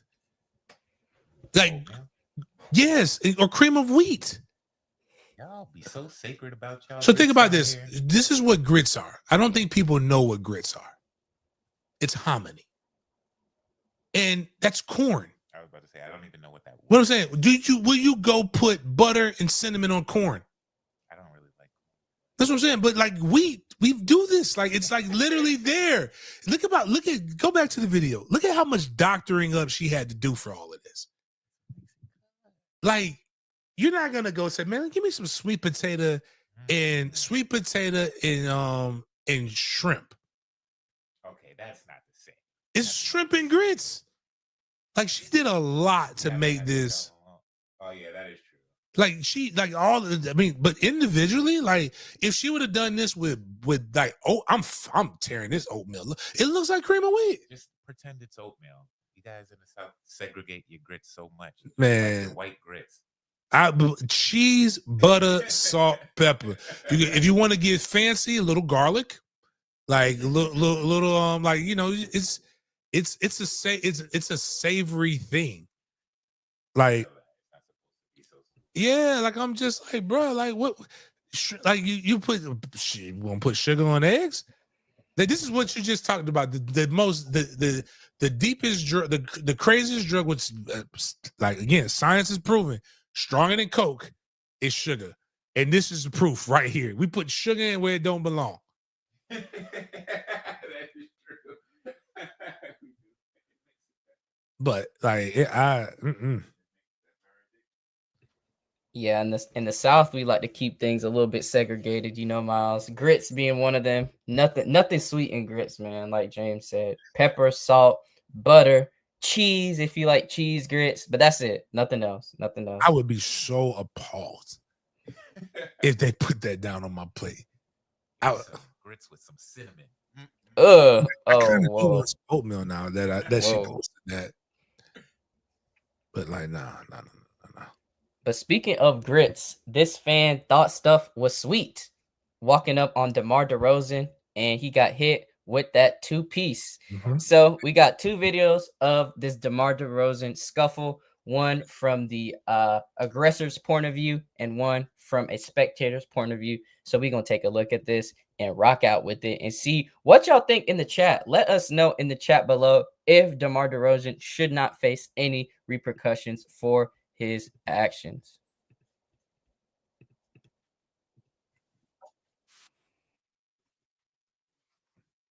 You got the sound on?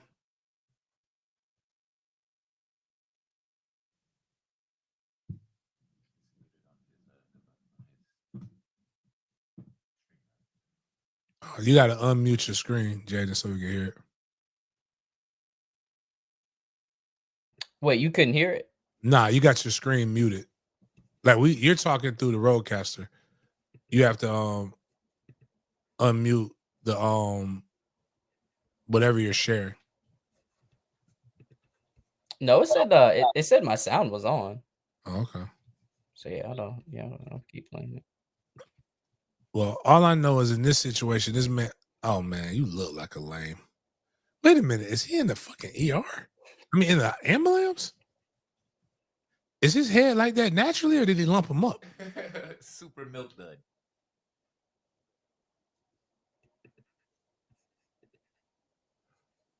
We got that man buckled in tight.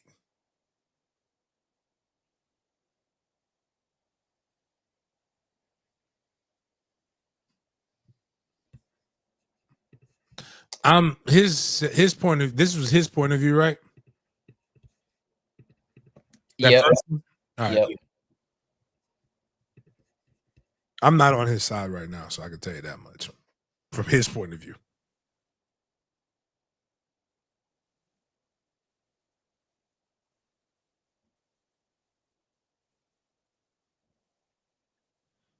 Man, baby, She's doing a good job keeping up.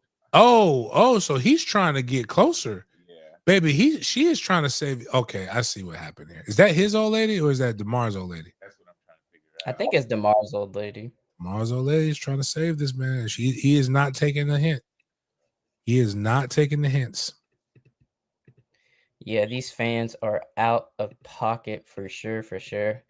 We're going to finish off the show with a couple more things before we got to get out of here. Two things. Complex has been doing their things with their Mount Rushmore picks. So we got two right here for you that may cause some discussion. Oh, okay. I saw one with Mount Gushmore. I thought you were about to. No, I'm not doing that one. I thought you were gonna post not one. doing that one. I just thought of that name. What that must mean. Send that to me later. Because, okay.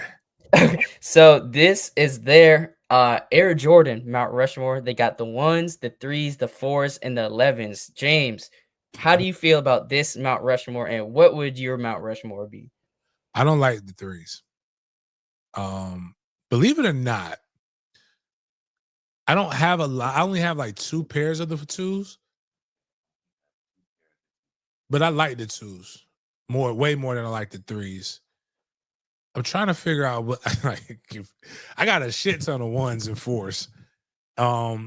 My favorites are the red 11s that I have. Get rid of the 3s though. I'm not a fan of the 3s. But I mean, this is probably as far as what they put out. This is basically all the Jordans they put out. What would you replace the 3s with, James? Damn, I have market research.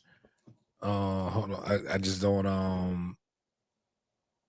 I don't feel like going over some notable mentions for the retros: the 5s, the 12s, the 13s, 6s. Me personally, I'll keep everything on here except the 3s, and I'll probably put the either the 12s or 5s. 13s. My bad. Yeah, the 13s. 13s. Mm-hmm. The 12s. The 12s are the flu games, right? Yeah. Ooh. Yeah, man. That's a good one. I just know it ain't the 3. I just know it ain't the 3s. That's all I know. Yeah, but for man, sure. The 12s and 13s are a tough one, man. Those are fire. But I'm not feeling the 3s though. This next one is gonna man has some head scratchers for this one. A lot of people in the comments going back and forth. So this Mount Rushmore is gonna be for the comedians. Whew. So you got Bernie Mac, Eddie Murphy, Dave Chappelle, and Richard Pryor. James, are we rolling or are we folding with this comedy Mount Rushmore? Well, black comedy. So black comedy. Yeah, black comedy. It don't have to be, but I mean, it can be. I don't see any. Nah, I'm gonna be honest with you. It depends on what we're considering, because the only reason one of these guys is on here is because of his impact. He is the Biggie Smalls of comedy, the Andre 3 Stacks of comedy, and I mean by this is Biggie's considered one of the greatest, and he is because of his impact on styles in New York rap. Biggie has 2 albums that he put out. That is not a big enough body of work to truly be. If anybody else only put out 2 albums, we wouldn't be considering them that. But she's not considered. Nobody puts Lauryn Hill in the top female rappers category. She's one of the top female lyricists, artists. Yeah. And I say that with Eddie Murphy because Eddie Murphy's only done 2 comedy specials. But the problem is, literally everybody has done they emulate Eddie's comedy special, right?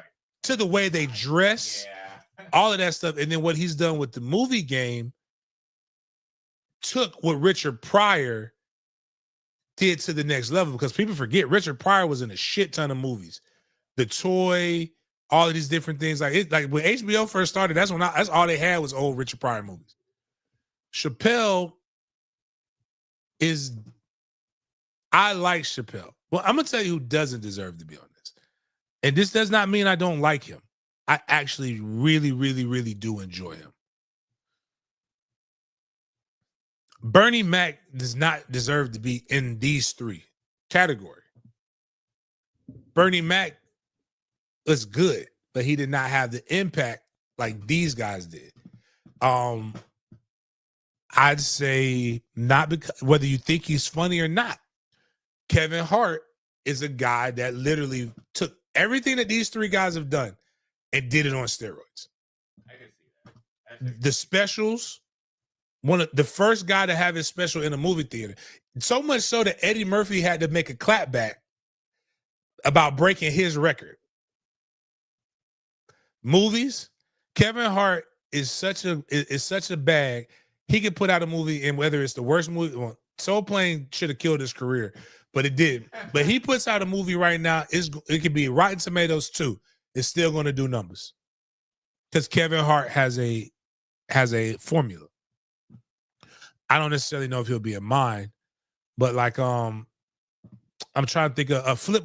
I would tell you this: Flip Wilson would be, and this is a lot of people probably don't even know who the fuck Flip Wilson is. Without Flip Wilson, none of that shit possible. That's up there, and that's where I think sometimes with these Mount Rushmores, we go for who is the most popular, and not account history with it. Because I tell you who's not getting removed. Because without Richard Pryor, you don't have the three that are up there. So you can't move Richard Pryor. So he's got to be there. But without Flip Wilson and some of the things that he was doing, and these are just men. There's like Miles Mabley. There's a lot of other people that were like doing this shit on a high level when it was just a chitlin circuit.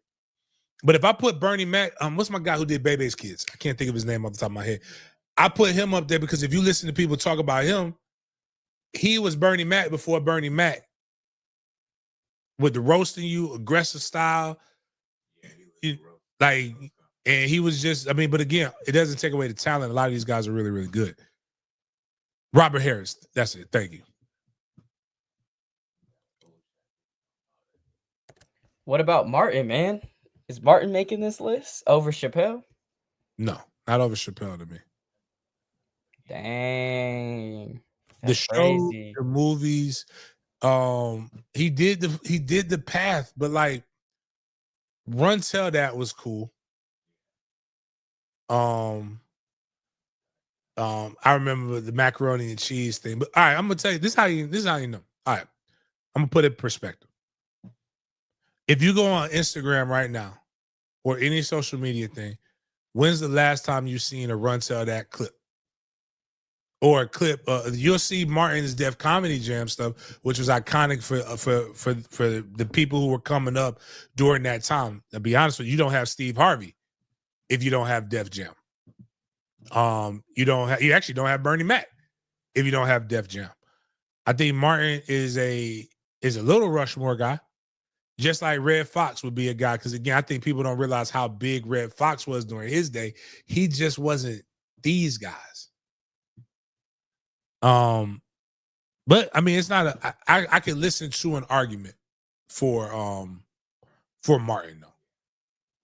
And I know if you clip this and my boy Benji Brown hears this, I'm gonna get a fucking phone call from Benji because Martin put Benji on, but like this might be one of them things where you gotta do a podcast with some guys who are like who they look up to.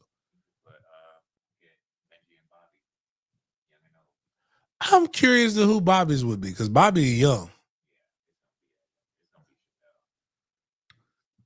But Chappelle's humor is so smart that it throws people off.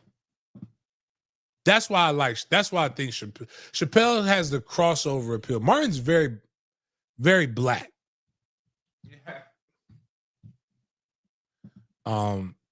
As long as Mike Epps' ass wasn't up there, because I don't find Mike Epps funny at all.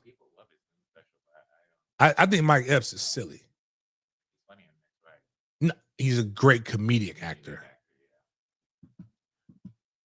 But like, you know a guy who I don't think is funny, but I love him? Ali Sadiq. Oh, I see what you mean. Like, he's not funny. Yeah. He tells great stories. But like a good comedian, you can take their joke and say it. Right? I can't tell the Mexican got boot story. Yeah. I've never been to fucking jail. So I can't really say it, but he can tell that story, and it's so good because he actually lived it and embodied it. Right. I can see that. But I can tell you the milk and cookie story because that's something that every Black household, whether it's not your kids per se or your stepkids, but we all got the cousin. Yeah, just like with this autism shit. Like 1 in 30. They're doing a better job of diagnosing the shit. We didn't have autism back in my day. Big Daddy has a drawer with 10 different sets of strings in them, color coordinated and to a specific length. He has to organize. His sides can't touch with his food. Like if you really go, we all got that one uncle that's a little touched that they all said was crazy. Don't leave the kids with him. That's fucking autism, guys. They just didn't diagnose it. Yeah. I'm just letting you know that again. Now, if we want to say autism spectrum is too wide, I agree with you. But everybody ain't the worst version of fucking autism. But just like again, if you don't believe me, go look at with the Down syndrome girl with the booty and the thick ass that was fake. That was fake. She got a whole page. So her page, it's a whole page. It's an AI. It's like an AI. That ain't autism. Nah, dog.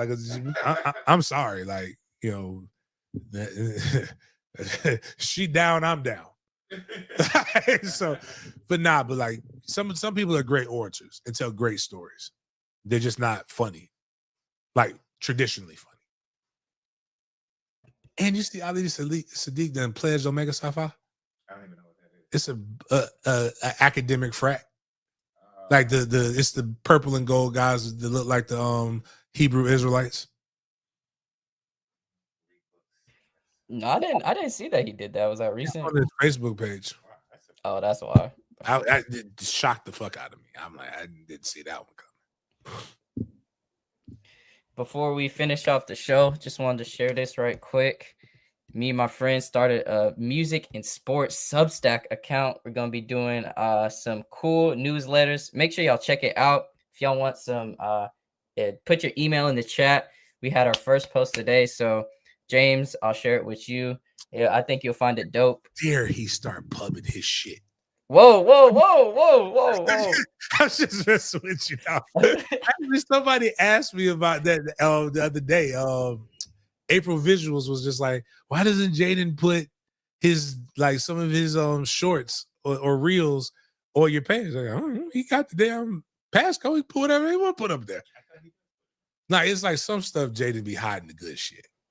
Jaden good stuff on his page, man. But that's dope. But yeah, if you guys, we got our first post up today, so it was gonna be like a weekly newsletter. So I'm gonna send it with James. And yeah, if you guys want to subscribe to it, it's free of charge. Slide your emails in the chat. But that's all we got for today, James. Any last words to the chat? Got 221 people in here, 36 on the YouTube. Still too much on the Twitter account. Y'all need to slide to the YouTube, man. Come on, slide to the YouTube. But any last words for the fans out here during draft week? I appreciate you guys for chopping it up with me. It's going to be, excuse me, going to be a long week. They're working the hell out of me. Y'all pray for my NBA credentials because they put me in for the Boston Orlando Magic series because they played the Magic on Friday and Sunday. On Friday and Sunday. I don't give a fuck about that. Orlando get their ass whooped. Yeah. But I've never been to I've never covered the NBA game, so I'm kind of interested in that. But yeah, I don't know. Jason Tatum looked like he hurt his wrist, so he might not play in a couple of these games. So they might have a chance to get one of them. So you might see a little electric Orlando arena. We'll see. But I do know this Thursday they working me. I'm gonna get my hair did Thursday, getting the tape up. I'm gonna be at the Lemon Bar all evening. Friday they got me doing shit, breaking down the second day of the draft. I'm sure I'll be on Sunday, talking about all of these different things. So make sure y'all check the channel out with the content. Tell a friend to tell a friend. Make sure we still stuck around that. We're not at 6,500. Some of you guys might have been taking away because I don't know why that happens. Sometimes Twitter thinks you're a bot, so it may move you away from a subscription. But let's get those subs up. Let's try to get to 7,000 with the goal of being 10,000. Again, like the channel. Also, make sure you stay tuned for the book bag drive. Other than that, appreciate you guys for chopping it up with me. We'll see you guys next time.